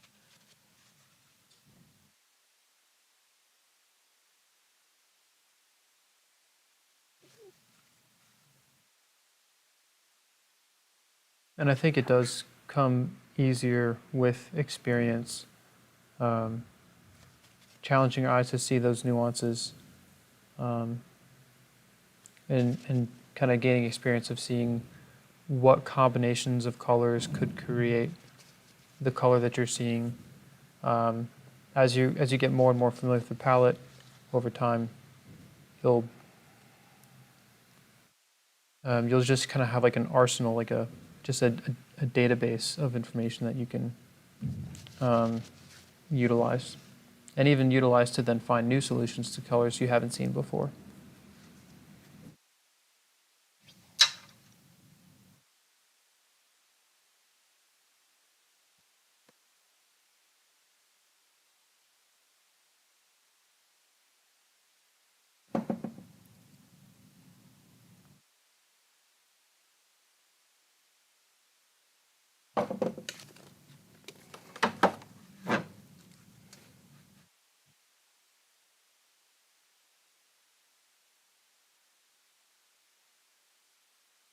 And again, just one last hit of highlight.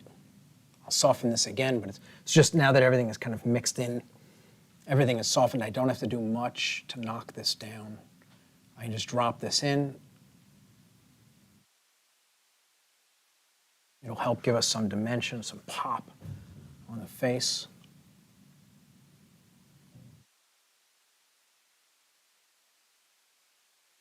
And again, it doesn't go everywhere.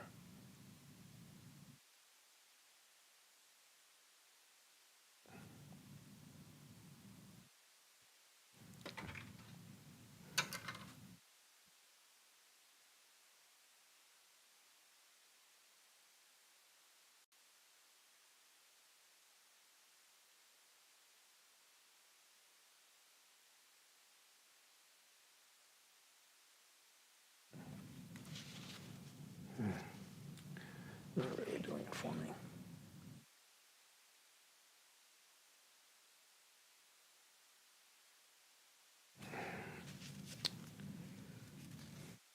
And just trying to find the right value in here.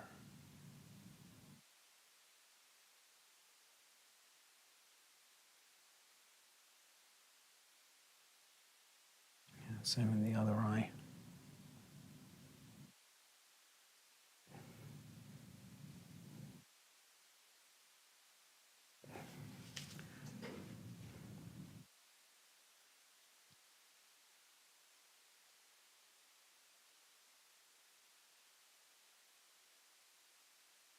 So again, a few little details again, just touching up.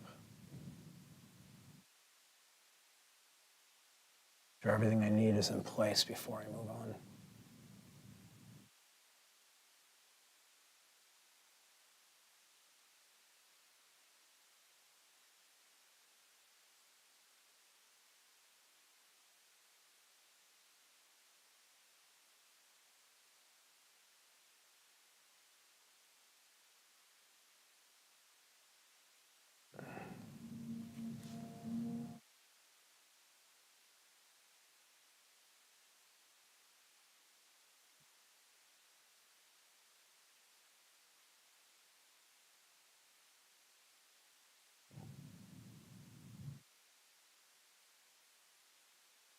Okay.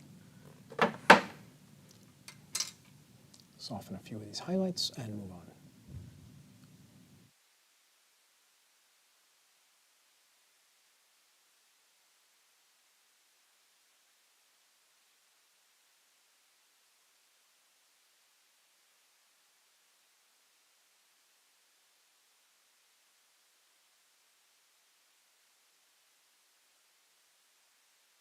And again, it's like you got to figure out like where these things go, make sense of them. What does the painting need? And like as I'm doing it, as I get certain things filled, other things are like, oh, you need to do something over here too, right? Again, because everything is related.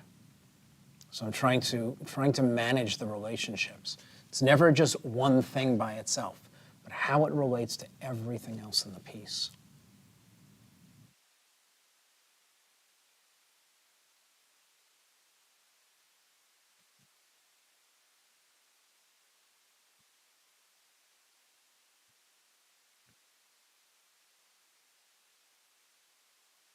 It is 9:45. Okay.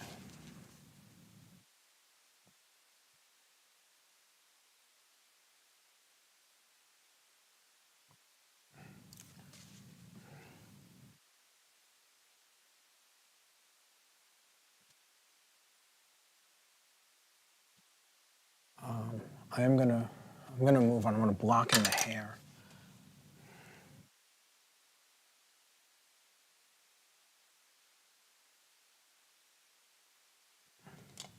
Hopefully quickly. Now I'm going to be using, for the hair, I'm going to be using the same colors from the armor for the most part. I did a swatch. I wanted you to see it. So these are the colors from the palette. If you look, it's this one is here, this one is here, here. Right? So it's from here to here. But I want you to see, like, even the hair, the highlights on the hair are in this color range. This in here is this value and color. It's actually the same color. As I move further in, this color now takes over as we get darker, and then we move to the darkest shades, like in here. So this value, these colors that I mixed from my armor are actually fine for the hair as well. I've got to place them properly, but they're fine for the hair as well. And so just kind of block them in very quickly. And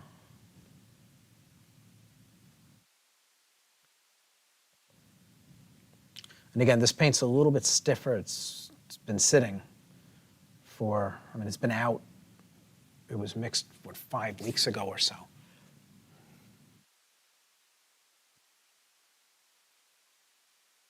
What's this? That's that. Okay.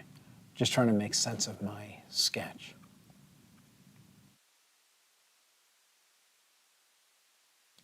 So I'm going to try to work nice and quick. I'm going to keep the reference material in my hand, just easier for me to manage it from here.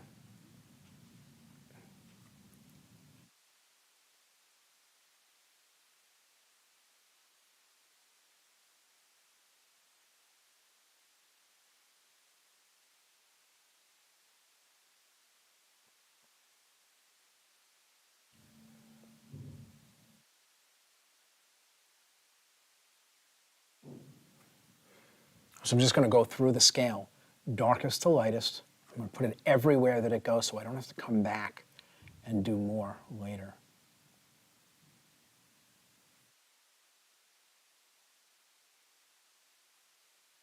Try to make sure that I don't miss anything along the way.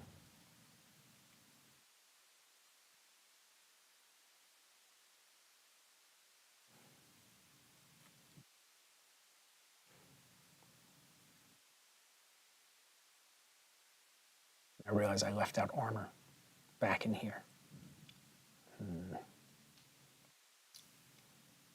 Nothing to do about it now. I'm going to see if I can drop it in as I go. See if I can get the armor in here. There's this little bit of armor over her shoulder that I missed. It's just going to blend in with the hair, so it's not so bad.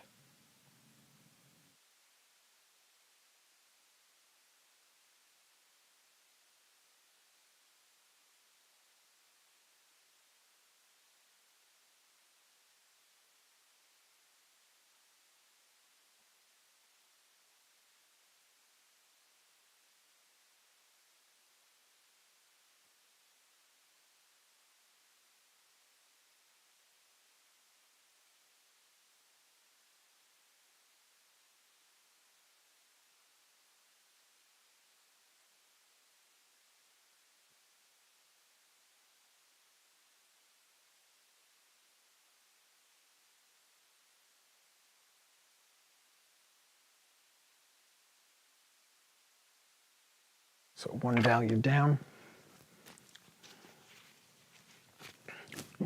Now, I want to go back, I want to go to the other side actually, because again, like I was showing you, when we look here, I know what the first value is. I know what the first value is when we hit out of the light into the hair, right? I can see it on here. And so if I put that down, I establish it, and then I'm just moving through from here to that value. I've only got 2 in between. So it makes it easier for me to establish.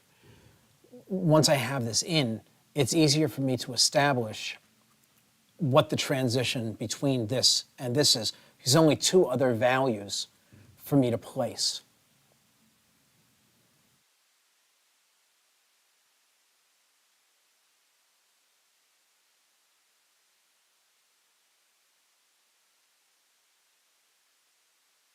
And I can't get into, what's this one? I can't get into details here. Did I put the wrong one down? Yeah, I did. Thought it looked light. Oh, no, I was doing the right one. Yeah, see, bouncing around. Bouncing around causes confusion. So.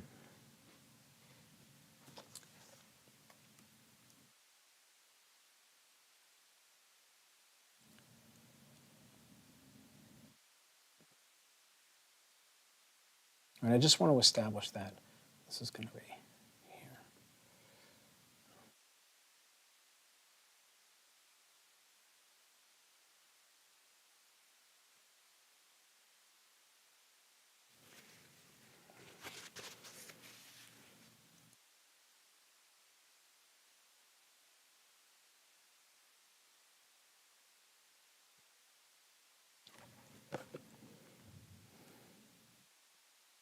So again, coming out of my darkest shade.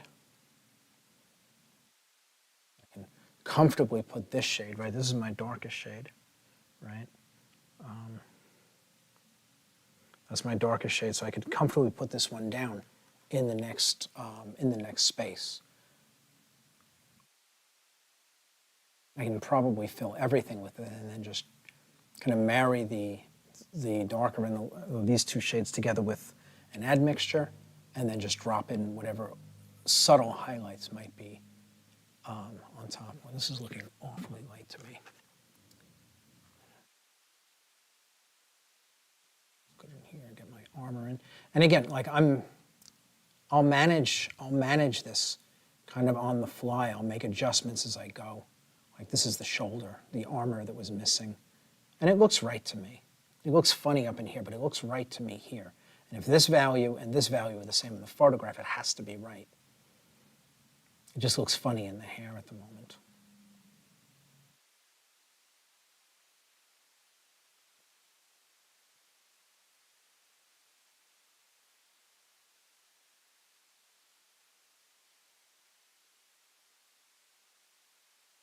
I'm leaving some room for some darker values in here. I should have, and again, like all of this stuff, you can see, it's not like, you know, what am I doing here? I feel like I'm missing something. Yeah, I'm all over the map, folks. Skipping over values here. Usually when I work, I'll pull it out so I know I'm working on this one. I jumped over and I've been putting this one down. I should have been using this. Again, it's not a big deal. I'll make the adjustment. And again, this is what happens when you start rushing. It's a good lesson. Daniel keeps chiming in and telling me what time it is, and I know I'm running out. I'm now starting to rush, and mistakes are being made. They're minor, and I'm catching them immediately. But even for me, I rush, I make mistakes. You rush, you make mistakes. My mistakes, I'll probably catch them. Yours, we'll catch them when you submit your homework, right? And so the idea is that when you're working, you take your time so that you don't embed accidents into your work needlessly, right? It's just careless. I grabbed the wrong value because I'm trying to rush to get this done, and it's silly because now it's going to cause me to take longer to get the work done. Where had I been a little bit more patient, I wouldn't be overwriting this paint and having to deal with the fact that it's not going to be a perfect, it's not going to be this value, it's going to be a combination. All right, and so now looking at where does this go? Get this value in here.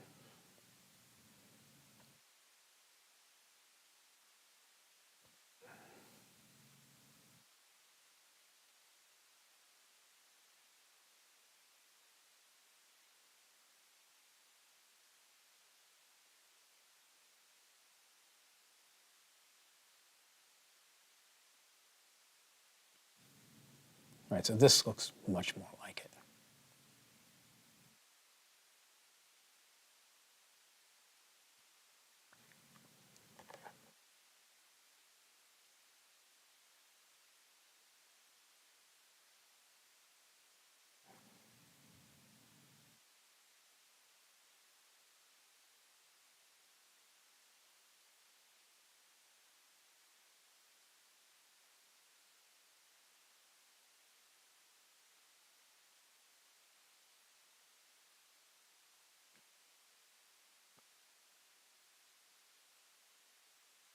But it's important lessons. I start to rush, and you can see I'm making mistakes, and they're dumb mistakes. They're like easily avoided, but I'm rushing, and so the mistakes are going to happen. They're going to wind up in my work, and like, in all the videos when I talk, I'm always telling you, take your time, take your time. Even for me, if I don't take my time, I wind up having to do a lot more work to get where I'm going.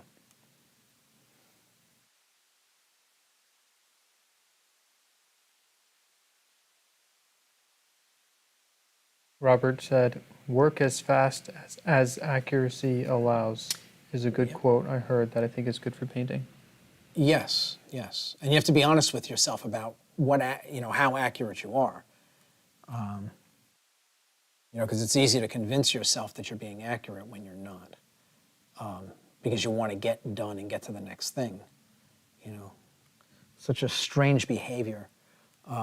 It's like eating candy. You chomp down on it and chew it as fast as you can and swallow it. You would think you'd want to take your time and savor it. Most people don't. Most people they get through it fast and then go for another one. It's like you would think, like, if it's enjoyable, why wouldn't you take your time, you know? And it's the same with, with painting, like, savor it while you're working.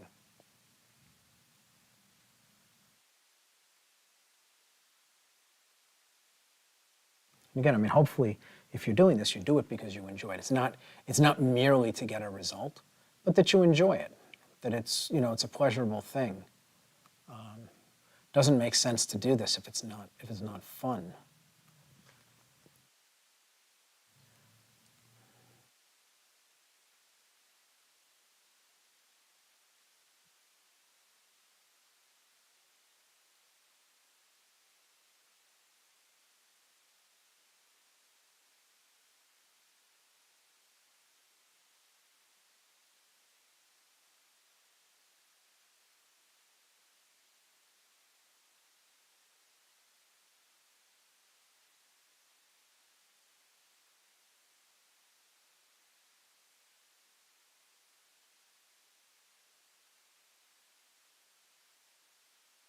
Again, I'm just blocking the values in, trying to get them where they go, and then I'll come back in afterwards and I'll try to make hair out of this. At the moment, I'm just trying to get the values where they go. I'm not concerned about it looking like hair. That will come after.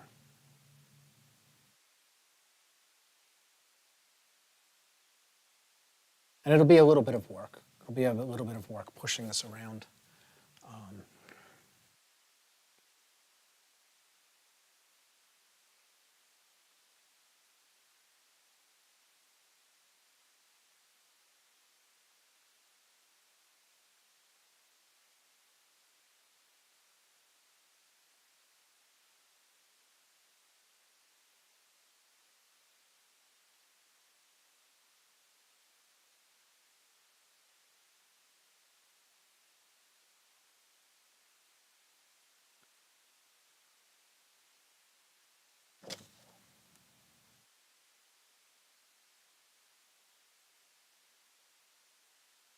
You know what's funny? Me rushing is probably going to be the thing that makes me not get the painting done. It's funny, it's always like that. Always like that. It's funny, and I say it all the time in the videos, if you rush, it's going to wind up taking you a lot longer because you're going to make mistakes. And so here we are, proof. Well, Kevin, if it makes you feel any better, it is now 10 o'clock. Thank you for that, Daniel. You have no idea how good that makes me feel.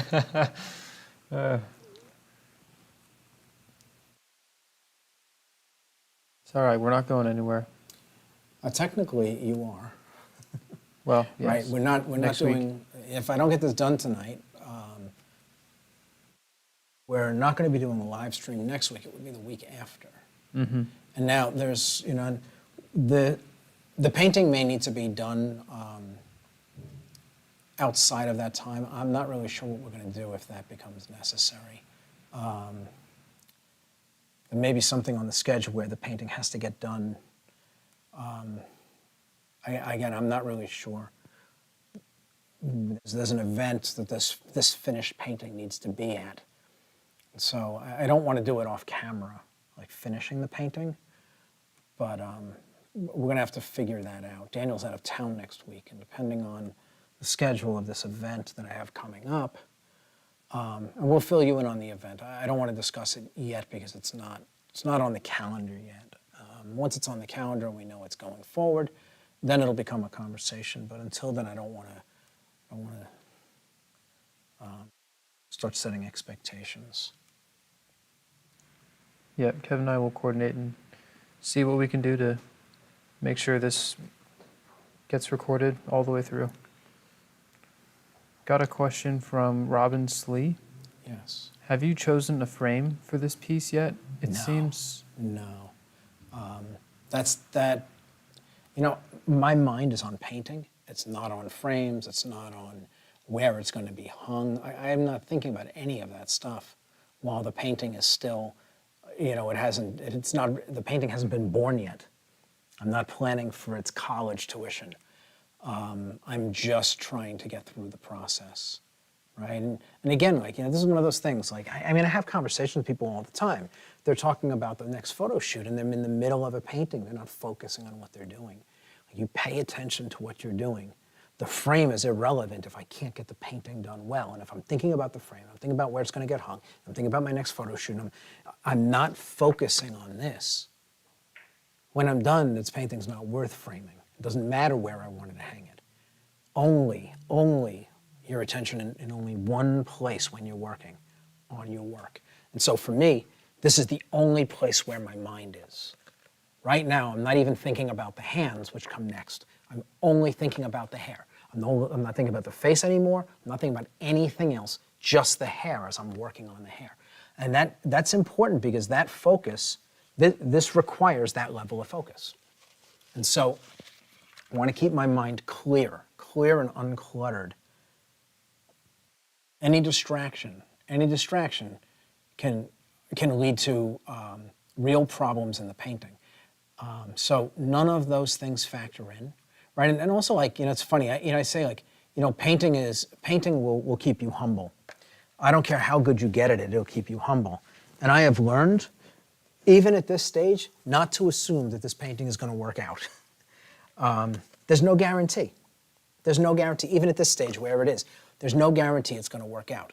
Obviously, as it gets closer and closer to completion, there are less places to mess up, but nothing is guaranteed. And I never want to go into a painting behaving like it is. And to me, like, figuring out what frame it's going to go in and where it's going to hang, and those are things that start with the foregone conclusion that I'm going to win this battle. And it's not a foregone conclusion. It never is. And so better, and to me, better to not go there. Just keep my mind on the work at hand, nothing else.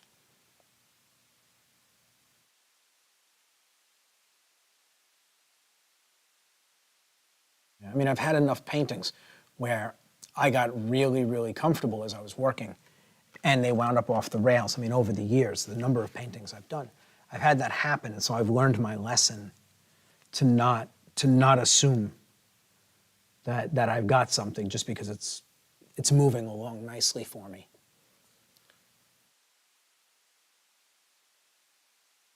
Always waiting for the painting to kind of pull the gotcha thing. And again, it's like for me, I mean, I know how to recover a painting. If a painting goes in a direction I don't intend, I know how to get it to where I want it to be.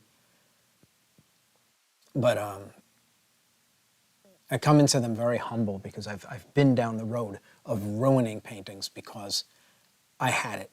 It wasn't a problem, something I'd done a million times.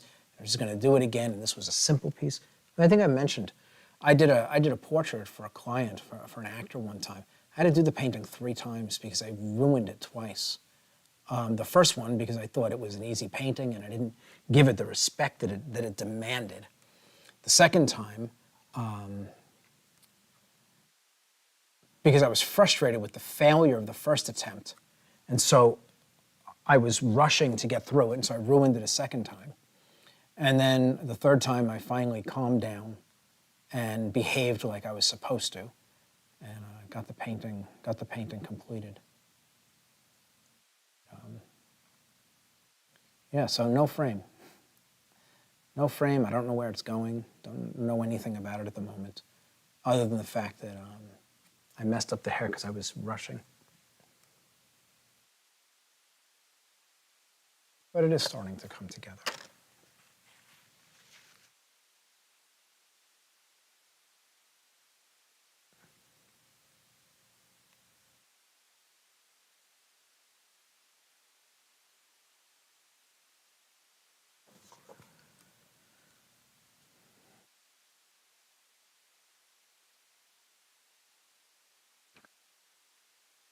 Will you use a brush that will give the effect of strands on those areas that look like strands?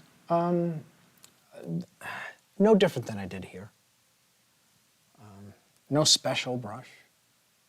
I'll just pull the brush gently through the paint that's down.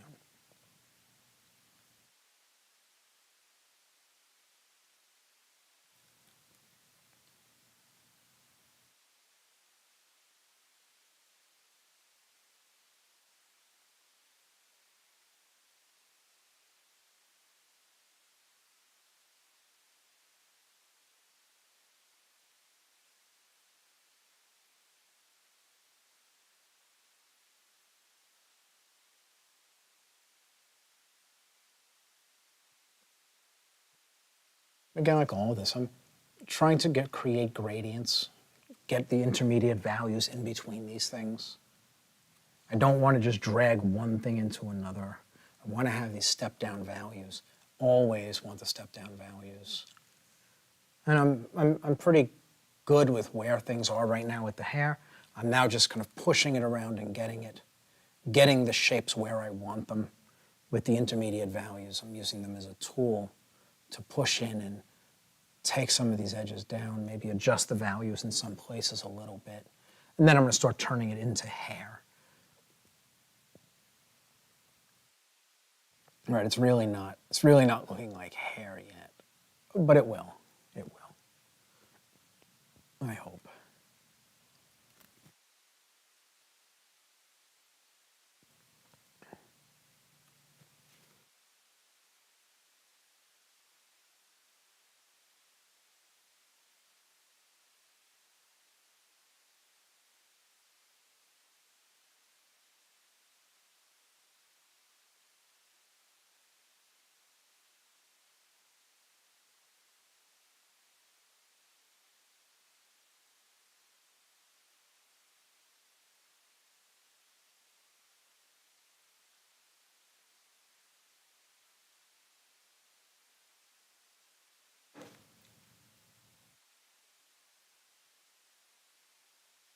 And I'm pushing back in to get the shape that I want. I'm getting the values in place where I want them before I start pulling the hair back and forth to create what looks like strands.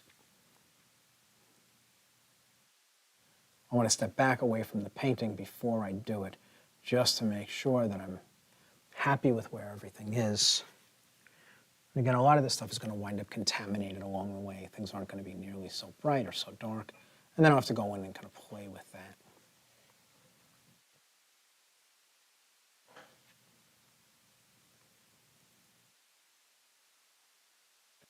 With the face. I don't want it to feel disconnected.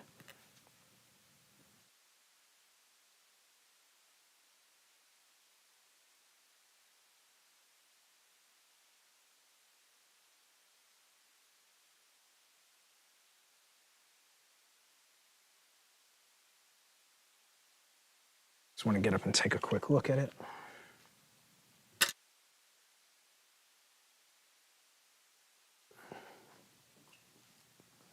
Yeah, that looks good. Okay.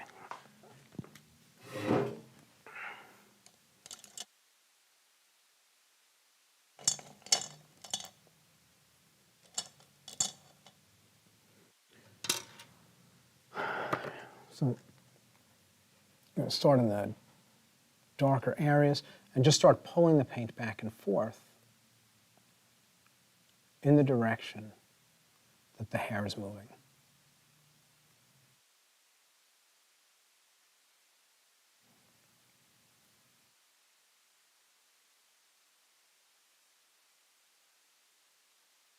Scissoring back and forth between pulling the shadow into the light or the dark into the light into the dark.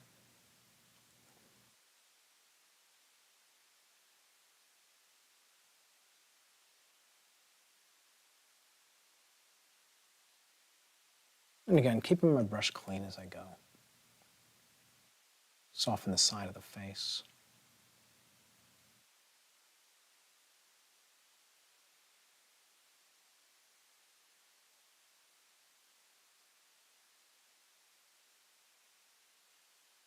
Even the side of the head where it touches the background, I want to soften that edge a little bit. Don't want it to be so sharp.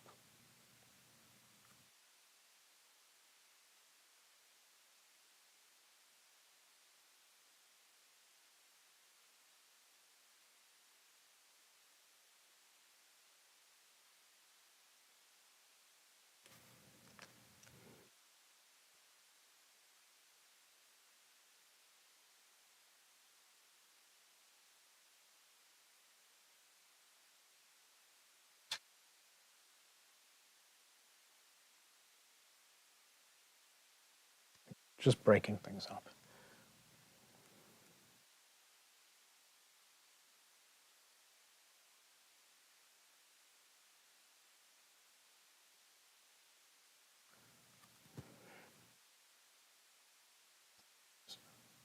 Following the pattern of movement of the hair.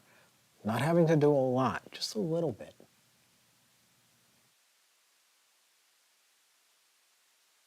Each value, just kind of clipping the edges and dragging it back and forth into the things around it.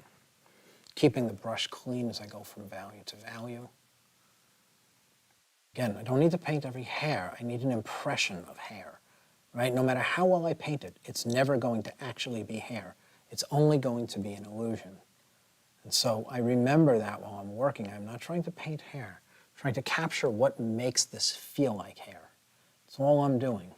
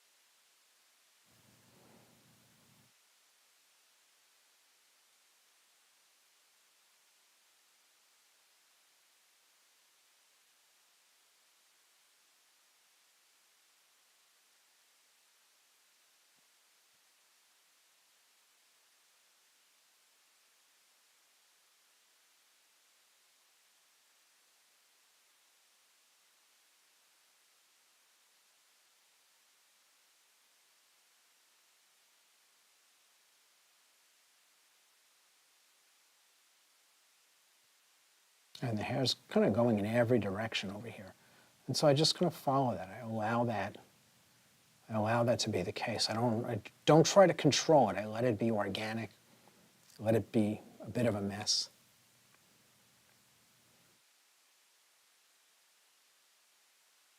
Just spill into another.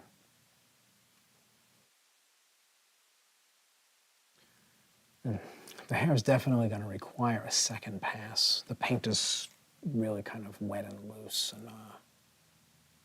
and it's blending so easily, a little bit too easy. It's not, I'm not getting any kind of friction from it as I'm working. And so it's hard to create clean lines to describe some of the more solid shapes that are here. I may be able to build on top of what I put down and maybe be able to do it that way. I don't know. And I'll see once I've got this in. But the paint is blending. It's blending very soft. You can see that these, usually I can pull very sharp marks back and forth through these, but it's not allowing it. Everything is just blending together and becoming kind of like mush. Which is fine. It just means that it's not going to happen in a single pass.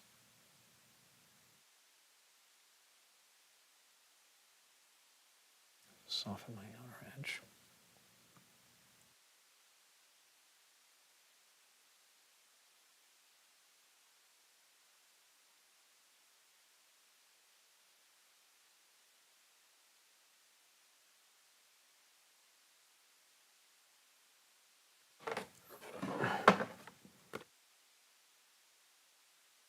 Can they see this?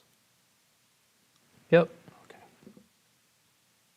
And again, I'm following the directions in the photograph, the direction that the hair moves, paying attention to how it kind of moves across the skull. And you can see really kind of sloppy lines, just the nature of how the paint is playing.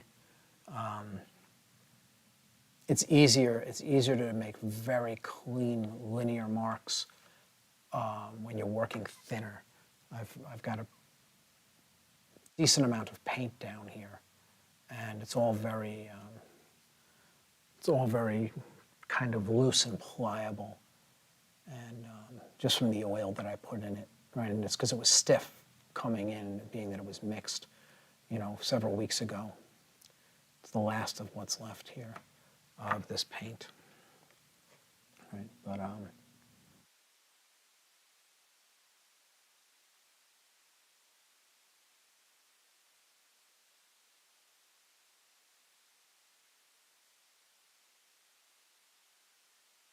and even this, as from an impression standpoint, it's actually not bad. It's actually doing the job pretty well.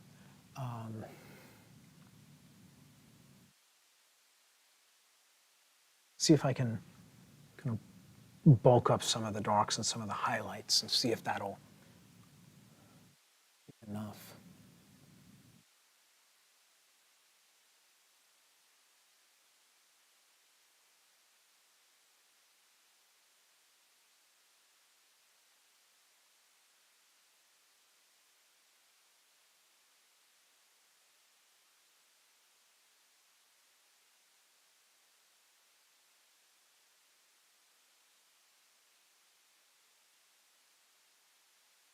I may even go one value darker. It might help to give me what I need.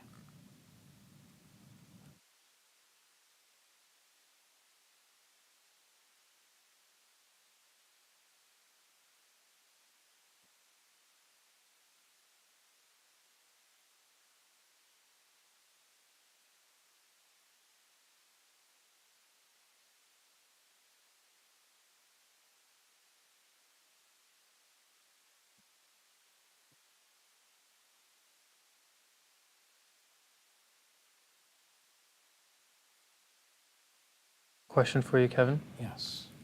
Never thought I'd see this question in the chat. Would you ever use a hair dryer or canned air to speed dry a spot on a painting? Nope. That doesn't work with oil paint. I've heard of artists putting paintings in the oven and baking them. Illustrators will do that sometimes. But no, a hairdryer is not going to do anything to this. It's not going to have any impact.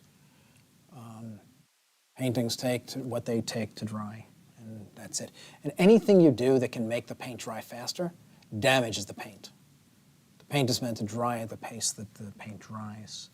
And so, from the standpoint of making sure that you create a painting that is healthy, that the bones of the painting are healthy and that it's not going to disintegrate on the person who owns it, you just let the paint dry at its own pace. Okay, so I'm just jumping one value darker, just to get a little bit more going on in here.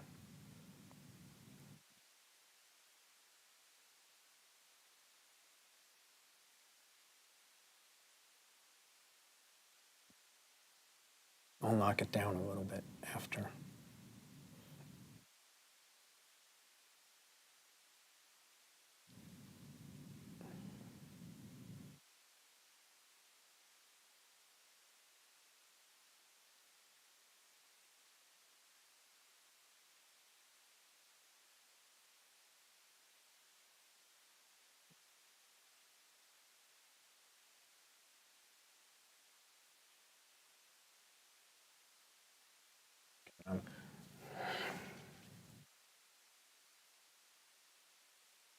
Just trying to build it up, just trying to get an impression. I'm not worried at this point about creating photorealistic hair. I'm just looking for the impression. And I'm getting close. I'm getting close to it. What time is it? It is 10:24. Okay. I'm getting close to the impression. I will stop at some point and get the hands done. I think just a couple of minutes. So go on the other side of things, get a little bit lighter in here. Let's put in. Yeah, so unfortunately, this is going to roll into another week. So it's going to be 2 weeks out, it seems. Not really what we wanted to do. But it appears we're not going to be given a choice.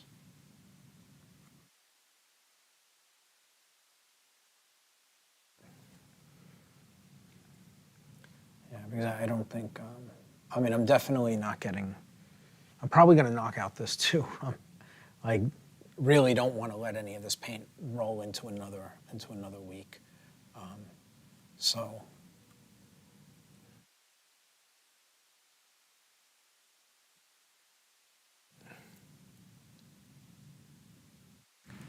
Kevin, what do you think about this statement? Oil paint goes on super wet, gets a tiny bit tacky in a few minutes, and then takes a few years to fully dry, as a oversimplified generalization. What do you think about that? No, I mean, oil paint, well, it depends what colors you're working with as far as how fast they dry. But, I mean, oil paint takes, even like burnt umber, which will dry faster than any other color, will still take a few hours before it starts to stiffen up. Now, depending if you're putting mediums in it and things like that, you're changing the composition of it, and that's different. But the paint coming out of the tube, no. The fastest drying paint is still going to take a few hours. It's going to be pliable for at least a few hours. The one that takes longest, probably your cadmium reds and yellows, will take days to start to set up, depending on how heavily you put them down. And so, no, I mean, you have a lot more time. And they don't, and again, depending on how thick you make them, if you make them thin like this, they don't take very long to dry all the way through, right? So kind of on both ends. On one end, when you put it down, it really does last longer. It stays wet longer. But on the drying end of it, it dries in a relatively quick, in a matter of a few days. Again, depending on the thickness of the paint and which paint you're using, certain paints are always, they dry slower.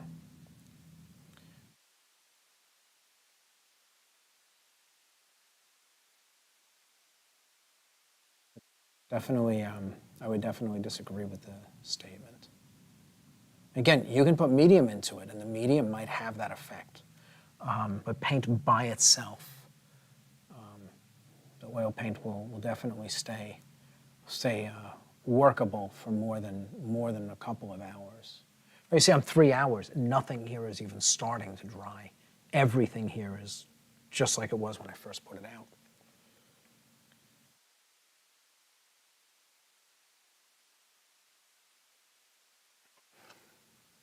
Good. I think I'm going to stop there on the hair. I do need to soften the outer edge of it.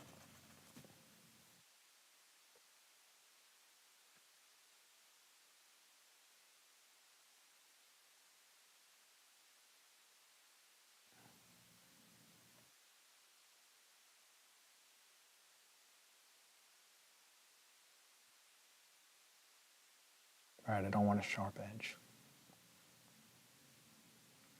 All I'm doing is playing with it, smudging the edge against the blue background, trying to keep it nice and soft. I want it to look smooth and even.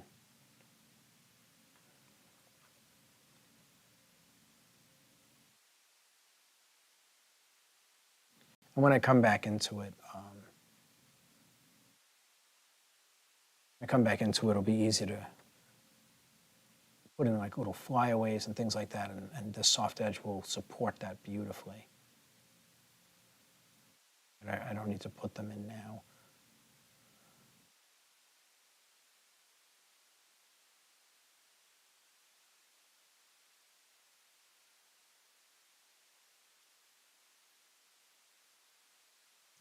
Again, just making sure all these edges in here that they're soft enough.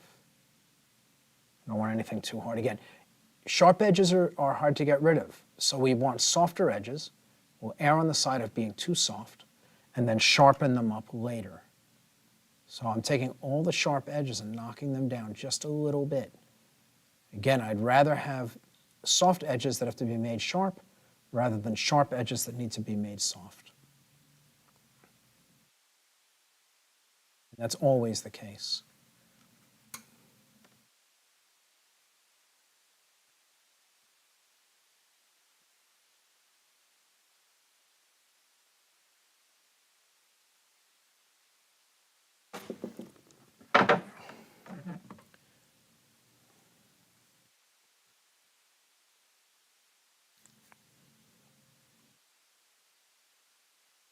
Again, just tapping the stuff down.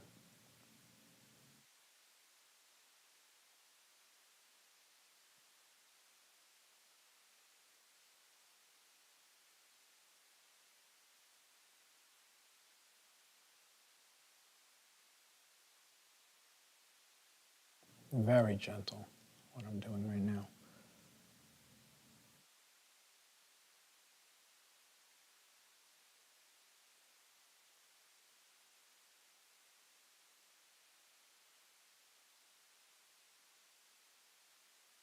Again, outer edges, make sure they're soft.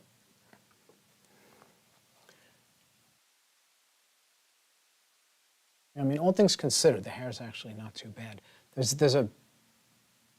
I need to get a little bit more contrast in it.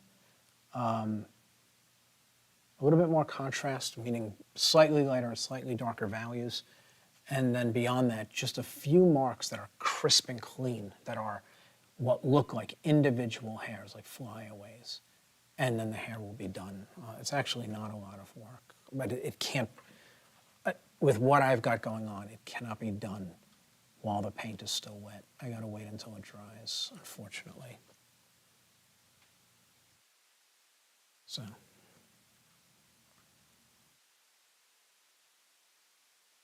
Stop right there, jump into these hands. It is 10:30. Okay. So.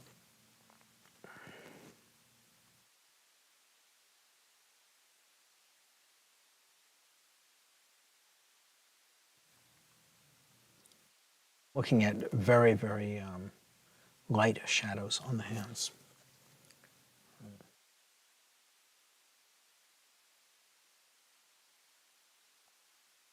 Should do. This. A nice clip. Again, no rushing.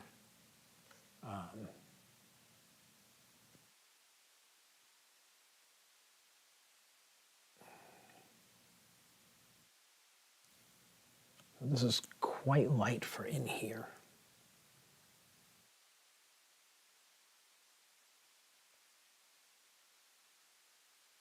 I should go a little darker.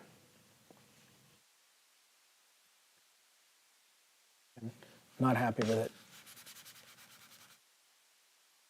Just wipe it out. A little bit of medium and just kind of go over it. And that'll make sure I can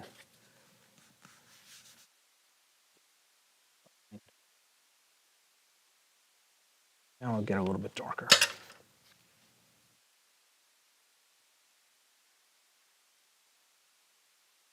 And again, I'll lighten it as I need if I find that I need to lighten it.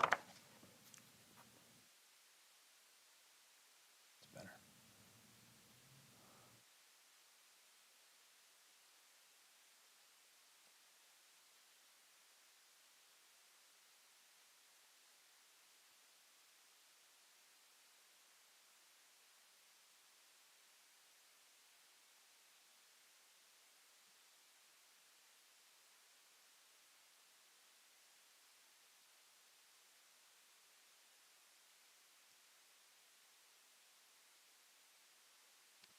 Got a question for you.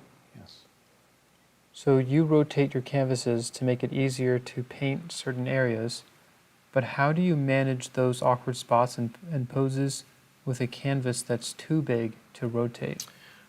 Well, so the The rotation that you're seeing, I wouldn't need to do on a bigger canvas. I'm rotating it because I need to make a really refined edge somewhere. And the mark that's going down is like a hundredth of an inch.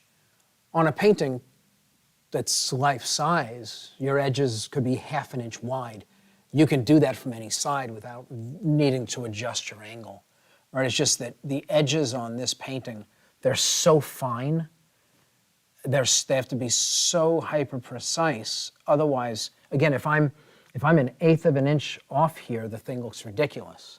But I could be an eighth of an inch off on a much larger painting, and you wouldn't even notice it, right? And so I have a broader latitude for that in the bigger painting. I can't get away with that here, and so I have to rotate the painting to get a better angle on things that I can't do properly from the direction that I'm viewing the painting. Yeah, so on bigger paintings, you don't rotate them. It's not necessary.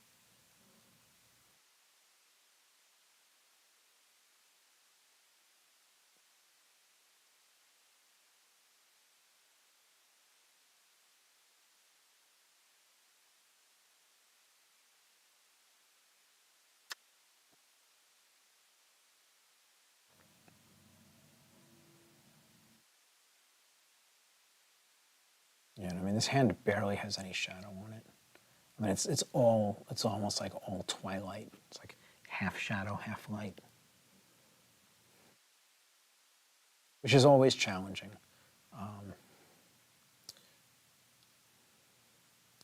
Having nice, clean, obvious shadow in a painting and obvious light definitely makes it easier to paint. Break the painting up into what's a shadow and what's a light, and the temperatures are obvious. Where there's color and where there isn't color, it's all obvious.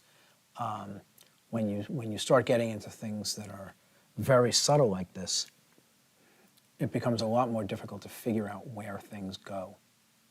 Right? And so for me, I'm just going to block in what reads as a shadow, and then I'll block in what reads as a light, and then I'll just start playing with it. And I won't play too long. I'll try to resolve it quickly so I can move on to the other hand. The other hand is actually clear shadow and light. It'll be very straightforward. So, but this hand's kind of all over the place with this.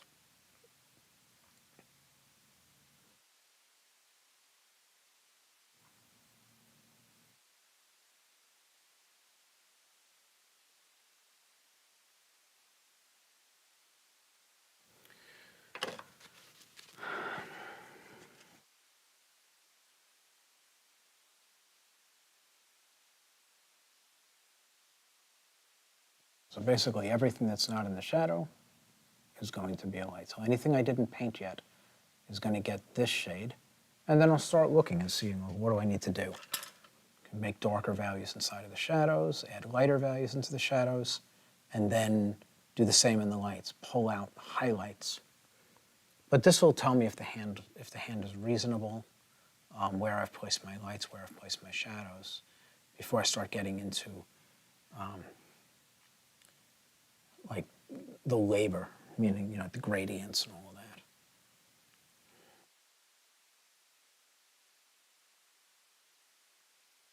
And I feel I've got enough landmarks here to make sense of the hand. Right. So that's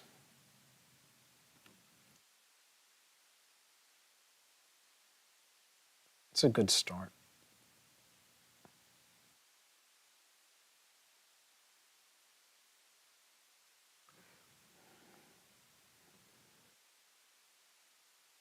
So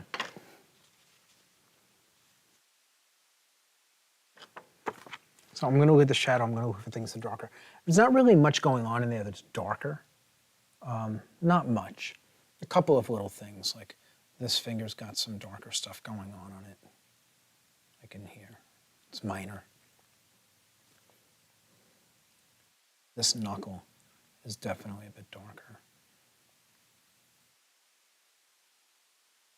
Make this edge a little darker, this cast shadow.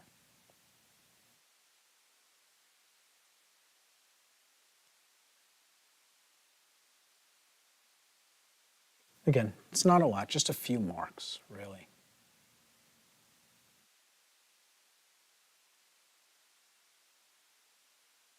And they don't have to be overly detailed. They're describing a little bit of form. That's all they're doing. So subtle shifts is all that's necessary.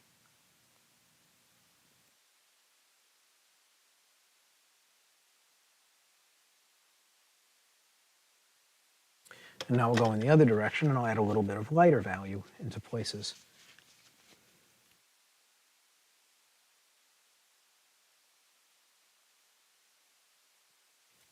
Right, and I know I've got a few places like that.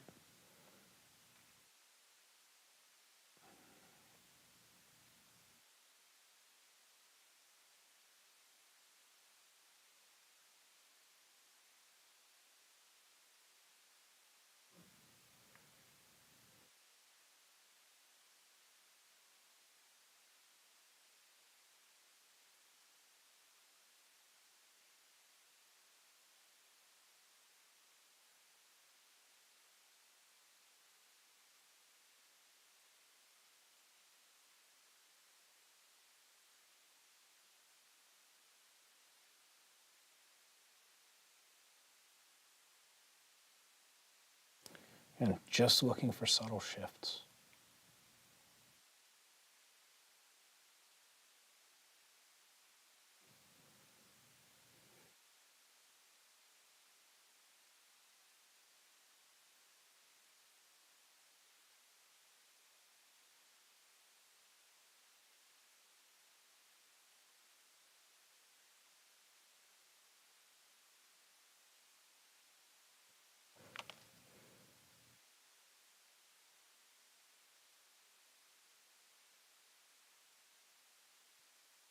Kevin, are you familiar with the Starship Troopers? Yes. The legendary noob says, "It sounds silly, but I finally figured out why this awesome painting looks so familiar to me. It makes me feel nostalgic. Reminds me of Starship Troopers." It Brings- definitely has that vibe. Hmm. Yeah, it definitely has that feel to it. And so here I'm just going to start making my gradients coming out of my shadows. Try to keep everything nice and soft. The shadows and the lights are very delicate in this painting, on this hand. And so I don't want to have these hard edges. I want to make sure everything is nice and soft, and the transitions are very delicate.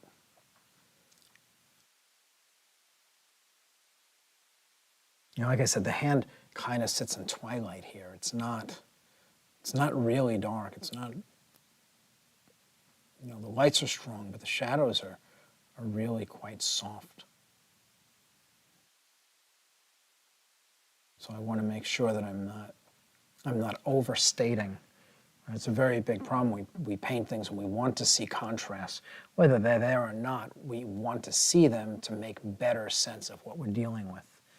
And unfortunately, you know, when the subject doesn't have it and we add it in, then we lose the beauty of what's actually going on, what we're actually seeing.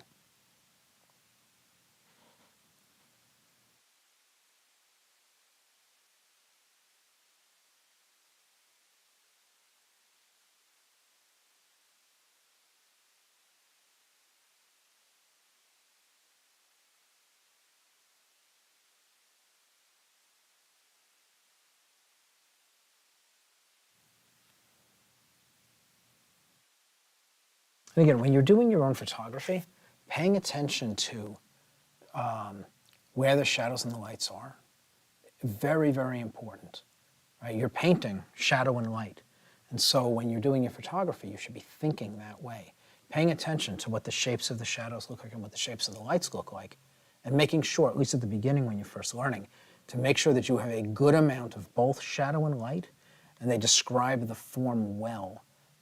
These kind of neutral passages, like what I'm working on right now, are really challenging if you're not comfortable working in very, very subtle value shifts. Right? This hand is actually quite flat in the photograph because there's not a lot of light and shadow explaining the form. And so being comfortable with the idea that it is going to be flat relative to many other parts of the painting, you know, the impulse is to put in things to bring up the contrasts and make it like everything else. But that will really kind of ruin the hand. And the hand by itself, when you're paying attention to it, might look funny or flat compared to everything else. But in the grand scheme of the painting, if you paint it proper, if you paint it faithfully to the reference material, it'll fit. It'll do what it's supposed to do.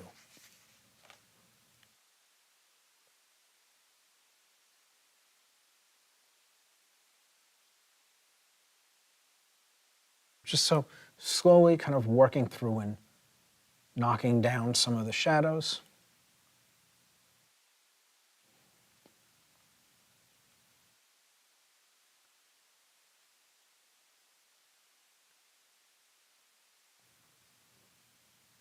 And then I'll go in and like I'm just softening everything right now.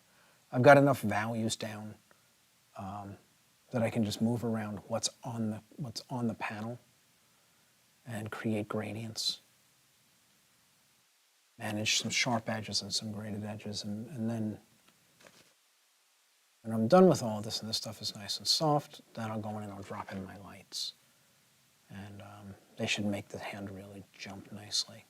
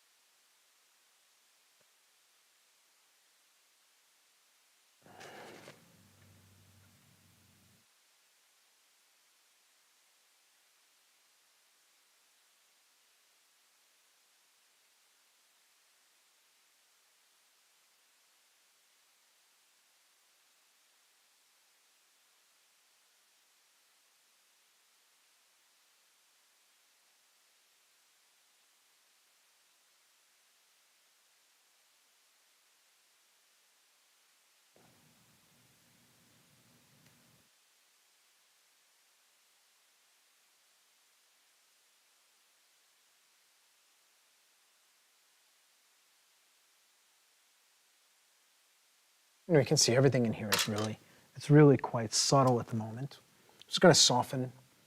Again, I don't want to come back and work on the shadows again if I don't have to. I want to make sure all this is soft. Then I'll drop in the lights and I'll try to pull everything together with those lights. To go around the edges of everything and soften it against the armor.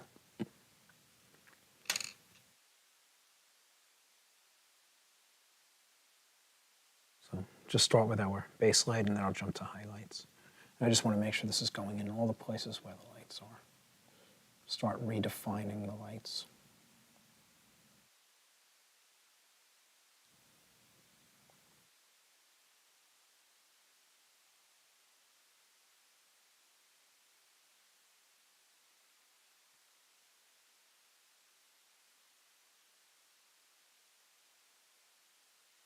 And try to control the amount of paint that I'm putting down. If I get too heavy, I lose a little bit of my control.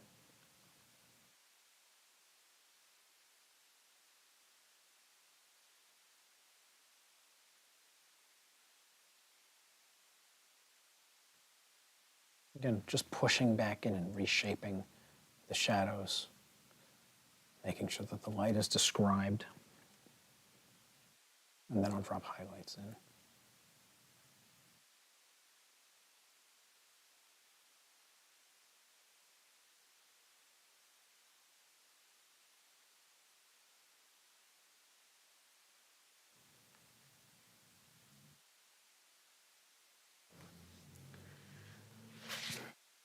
Just make sure these edges are soft. Again, it's better to take the edges down before you jump to the next value. Because if you try to blend edges after you've got 3 or 4 different values down, you contaminate one with the next, It becomes hard to keep each one of them distinct and in the value range that it started out as.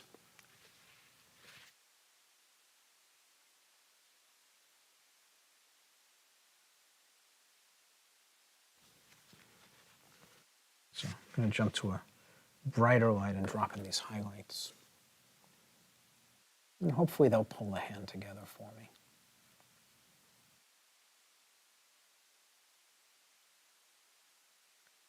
I think even if they don't, I think I'm going to stop once I get the highlights in, move on to the other hand. I know that we have another night of this, so there's no rush to resolve this. The other hand will resolve nicely, and I could probably just do a little bit of glazing on this one to pull it to completion as it dries. And again, it's not that I'm not being lax in my handling of this. I'm treating it carefully. But I'm not going to sit here and basically labor over this when I could easily kind of push it off when it dries and then have a very easy task of finishing it.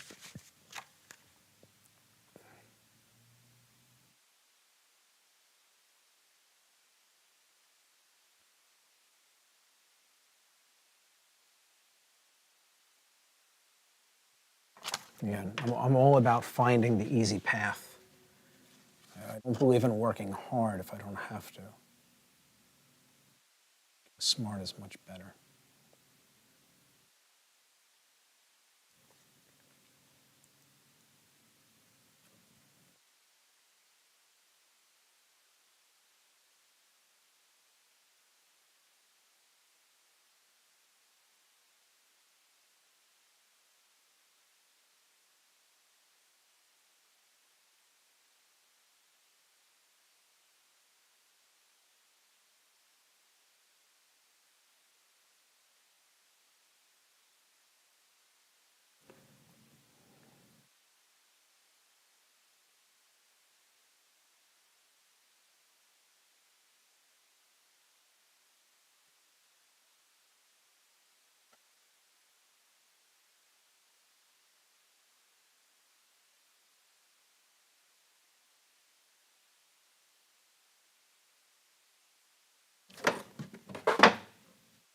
And again, the hand actually pulled together pretty nicely, considering that I'm just kind of blocking it in loosely and I'm not rendering it. It's got a nice feel to it. The form is all there. The structure of the hand is in place. You can feel the volume of each finger.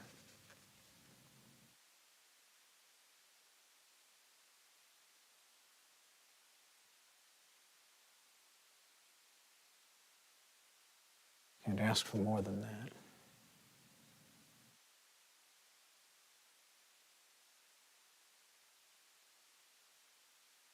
Yeah, so I'm just going to go around and soften the outer edge, and then I'll move on to the other hand real quick. I'm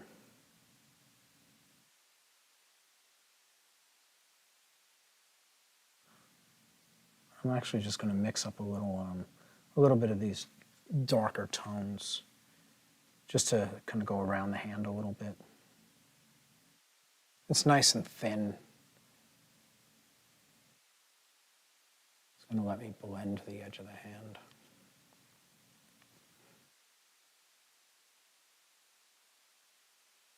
And all I'm doing is basically outlining the hand with something dark.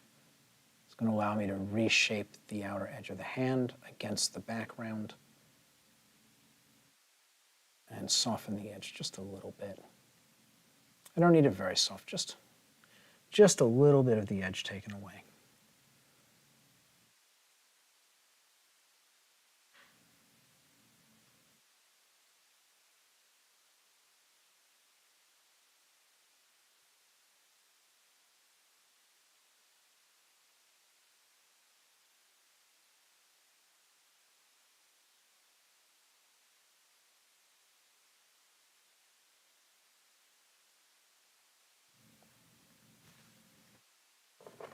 I'll just kind of rotate it as I need to get a clean angle on it.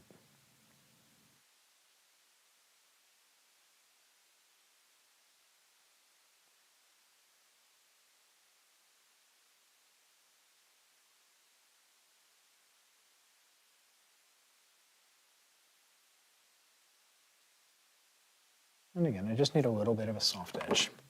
And that hand's actually looking pretty nice.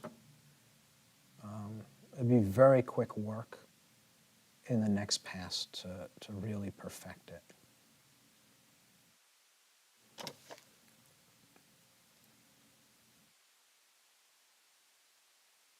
I know we're running over, right?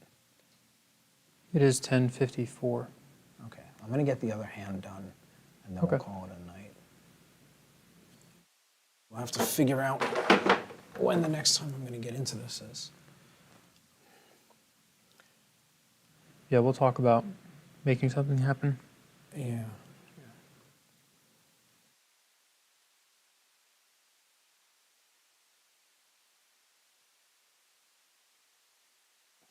It may be an off day. Maybe not a Thursday. Right. So.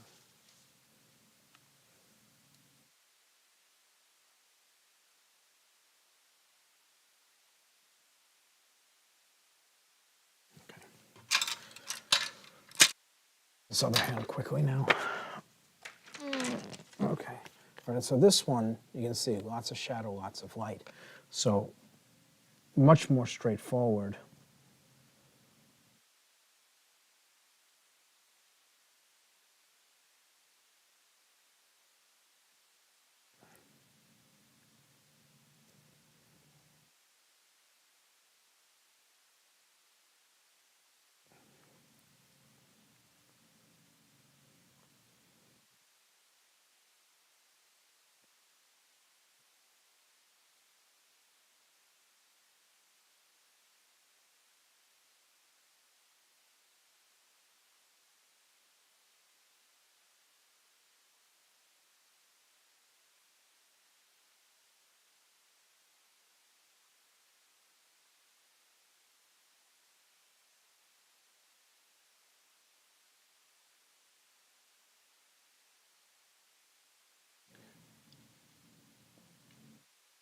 You know, it's interesting. Like when I do portrait work, I can usually, before the painting starts, I can tell you within probably 2 to 3 hours on a 60-hour painting of how long it'll take to get done.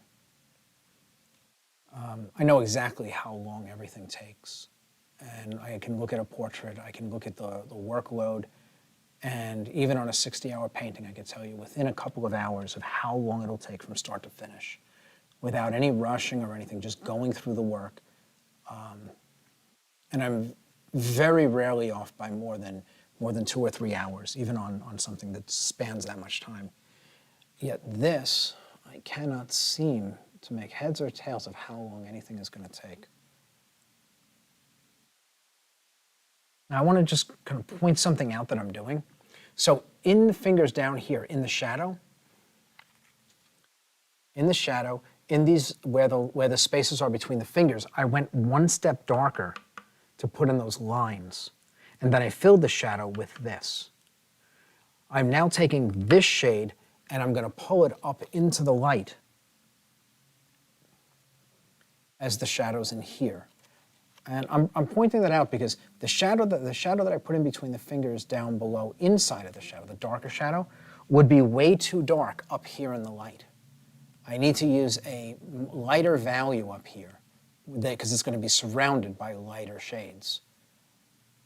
And so if I put this darker shade down, it's going to look like black magic marker. It's going to look terrible. So this lighter shade will look like a continuation of these dark shadows relative to the lights that surround them.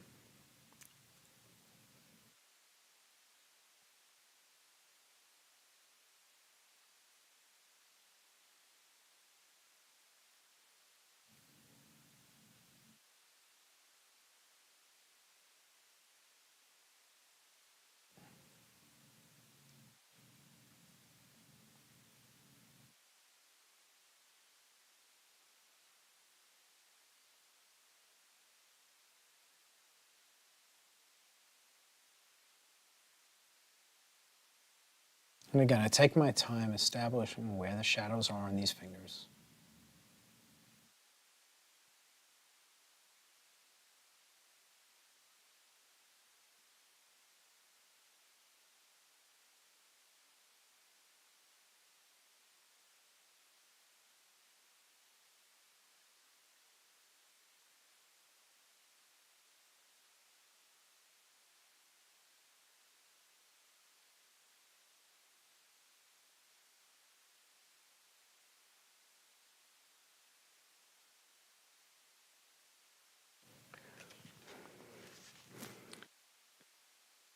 Make it a little bit darker.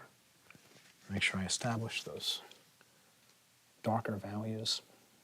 There's just a few of them back in here.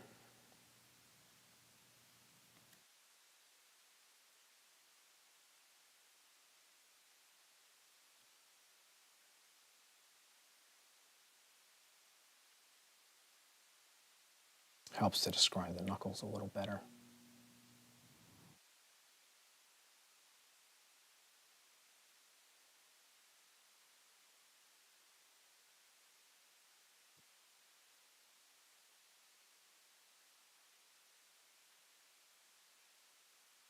Again, even like these lines that I put down to start with, they're technically not lines, they're edges.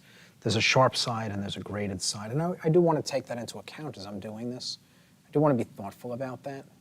I don't want to leave them feeling like lines, even though they went in that way to start, because they're technically not lines.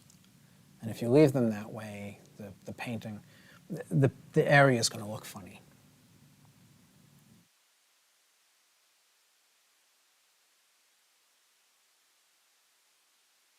Good.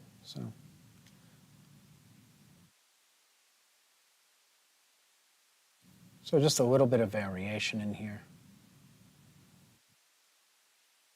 So that's darker. I'm going to drop in slightly lighter.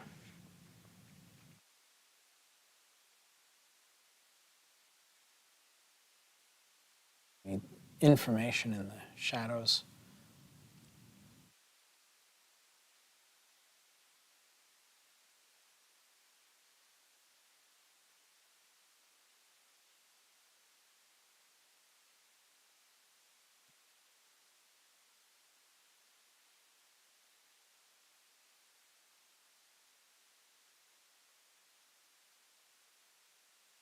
And again, it's subtle stuff. Doesn't have to be overly strong.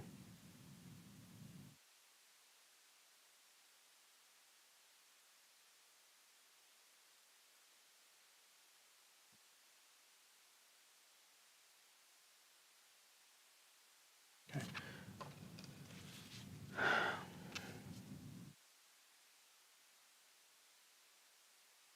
Just make sure my edges are soft.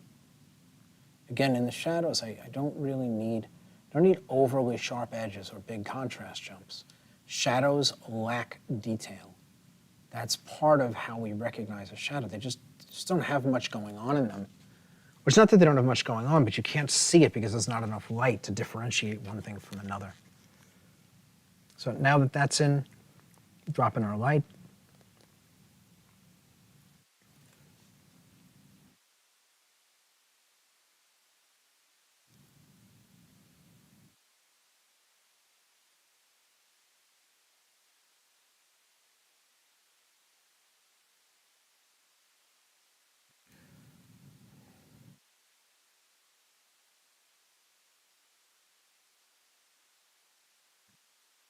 I'm going to rotate the painting to get the other side of the fingers. I'm not going to be able to get them from this side.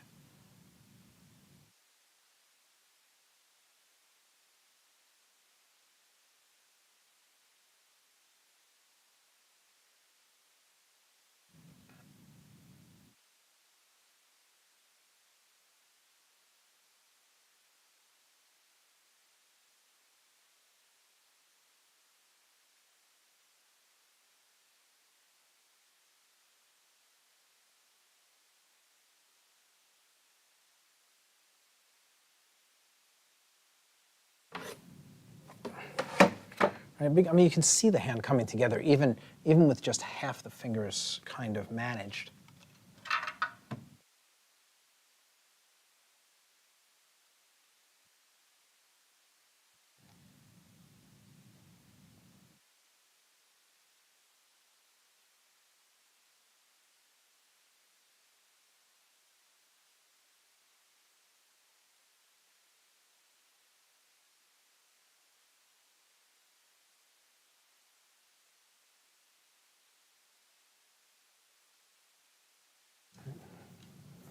Right, it doesn't take much and it becomes a hand. So get in here and turn some of the form, just get some gradients going.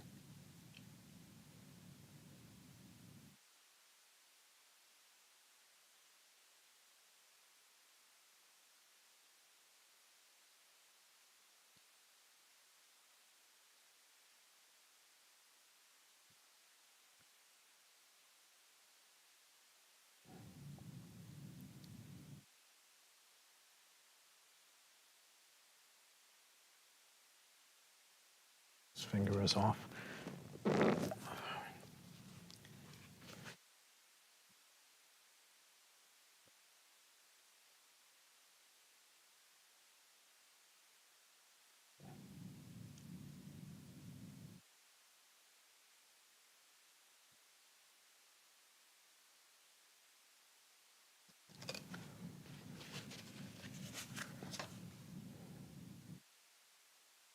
Any questions as I'm bringing this to a conclusion? Yeah, if anyone has any questions, now would be a good time as we are really close to wrapping up.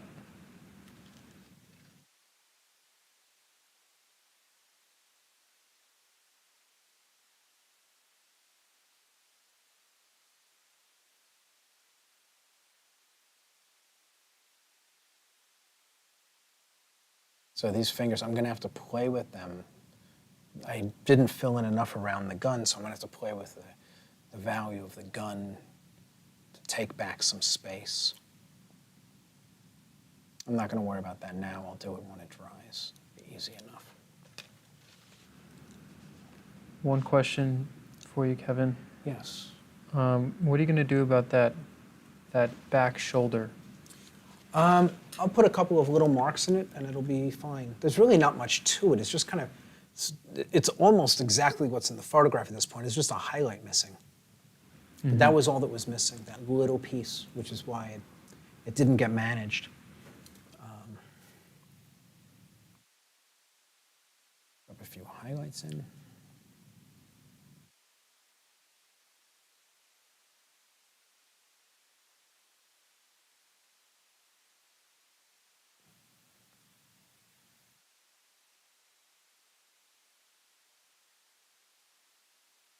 So I'm going to try to put the highlights in where they actually go. Even though I'm missing, or I need to bury some portions of the fingers under a different value to kind of reshape them.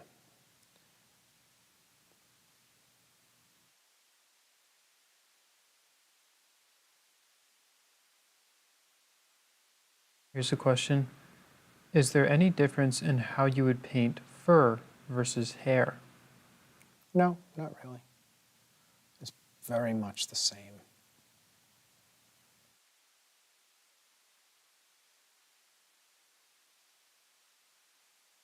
Yeah, pretty much the exact same approach.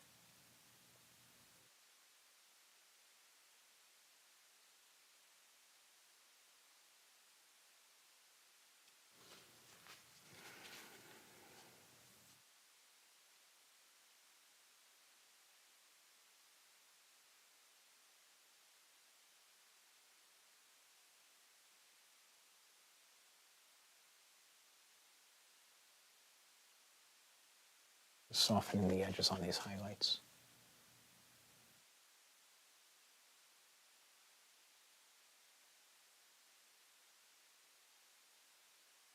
Kind of softening them, smooths them out a little bit. describe form nicely. I may even be able to get rid of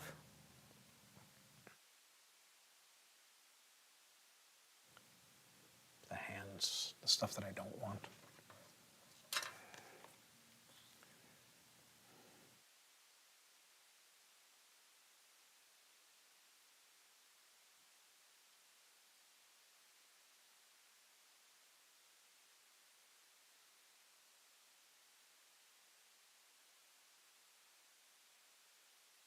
What is the total painting time for this piece? We are sitting right now, what time is it? It is 11:10. We are 30 hours and 10 minutes in. So we're actually moving at a really, really nice pace on this painting. This is actually going really fast. You know, it's the 3-hour window that's kind of jamming me up. It's getting late. But if I wasn't shutting down at 3 hours and I worked through to finish the things that I was working on, 30 hours probably would have seen the painting finished. But it's the breaking and then starting over, breaking and starting over, kind of having to shift those gears over and over is definitely challenging. But like I said, I mean, even at 30 hours, this painting definitely, there's really nothing left to do. Knickknacks in the next pass, nothing more. And that being the case, I mean, 3 hours, this will easily be done. And so a 33-hour work time on a painting like this is pretty incredible. You think about it, if this was a professional commission, it took less than a full work week to produce, right? An average work week is 40 hours.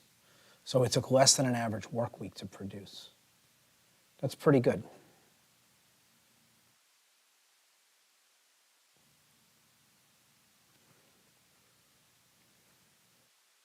So yeah, so I was pretty much able to make the adjustments to the hand. Nice to be able to do it while it's wet, if you can. And again, I may have to go in and kind of clean some of these marks up next week. That'd be pretty easy to clean up. Nice to be able to manage the hand, kind of get it in place. I'm just going around it and softening the edge.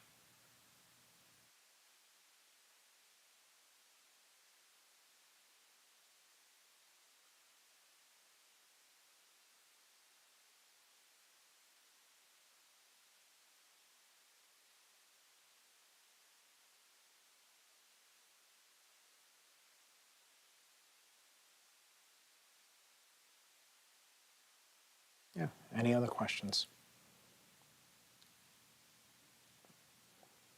We're getting lots of thank yous. Not seeing any questions come through. Okay.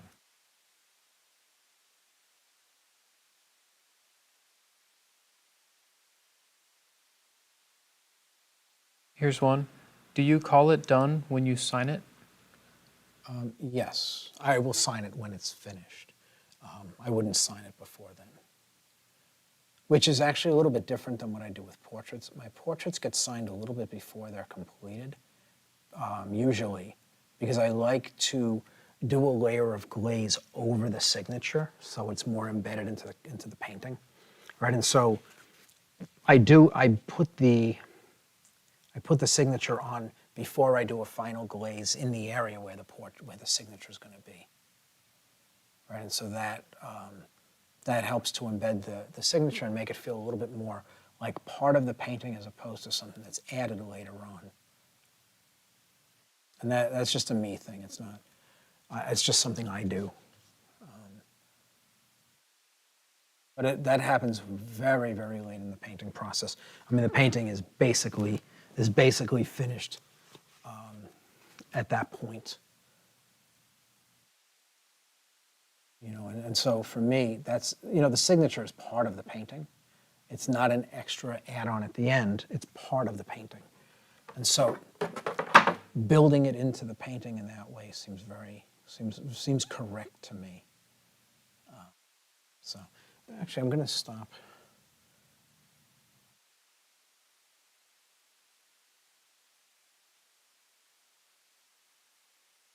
I just want to knock that down just a little bit, and then I'm basically done. And again, I err on the side of being too soft rather than too sharp, always. Always bring up the contrast and make the edges sharper, but getting rid of edges that are sharp that you don't want to be sharp is a real nightmare.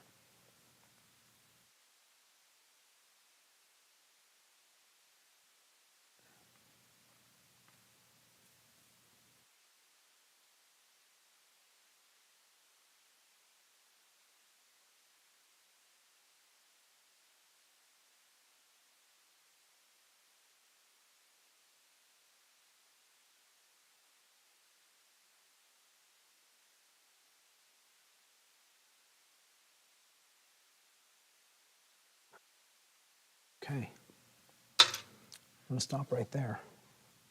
So, oh, actually, I've got one tiny little thing I got to do. I just realized it's not done yet. There's this little bit in here on her neck.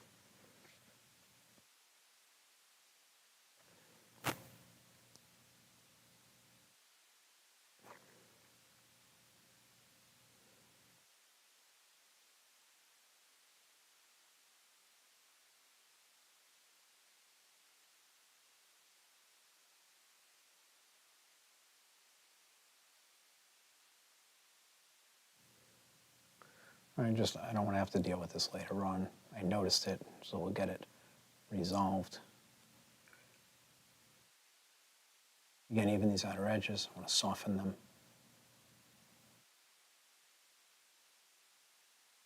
It really just falls behind the gun, but I do want to make sure that it does just that.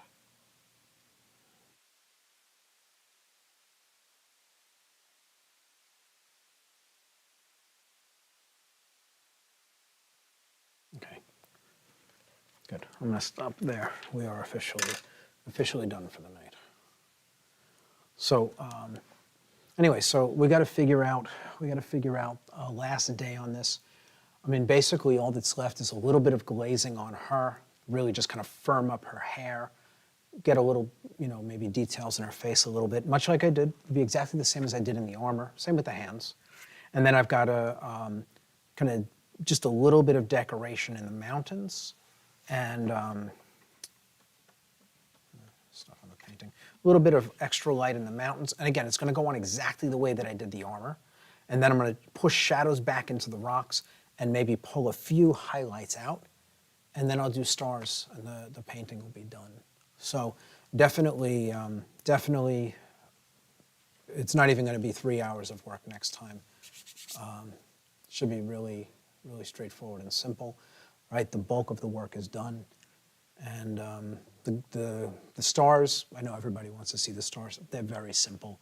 There's really not much to them. And in truth, I may not even go. Normally I do use a toothbrush and some other things, but because the painting is going to be wet in a bunch of places, I'm not going to do that. I'm going to render in some stars, just pick some places and put them in. I'll explain to you the technique that's used with a toothbrush. Maybe even show it to you, not on this, but on something separate, just so you see it. But I'm probably just going to render a few stars into the background just to give it a little bit more. I'll glaze a little bit and make it darker up in here, and then just put some stars into it. And that'll basically round out the painting. So that's it for tonight. Thank you very much for joining us. And I guess we will post. Keep an eye out on the, where are we posting it? On the Successful Artist? For the live stream. For the next live stream? The next one, where will we post we'll it? notify all the channels. We'll notify Instagram. Yeah, so just keep an eye out because, yeah. I mean, we may find ourselves doing it on a Saturday night. We don't know. I mean, Right. the painting is supposed to be going out to California, where we'll be doing the charitable event thing that I've kind of hinted at. Again, none of it is finalized yet, but depending on what the schedule is, I may have to finish this it might be like, hey, I got to finish it tonight. And then we'll post and we'll come in and we'll shoot. If you miss, obviously it'll be recorded. You'll be able to see it. You'll just miss out on being able to ask questions. But hopefully along the way, I've answered every question you could possibly have. What you'll see me do in the face and in the hands and down in here is just more of the same. It's basically how you saw me build up the armor. It's really not going to be any different. So, but you'll get to see it in where the armor is mechanical, the face is organic, the rocks are organic. So it's basically the same thing.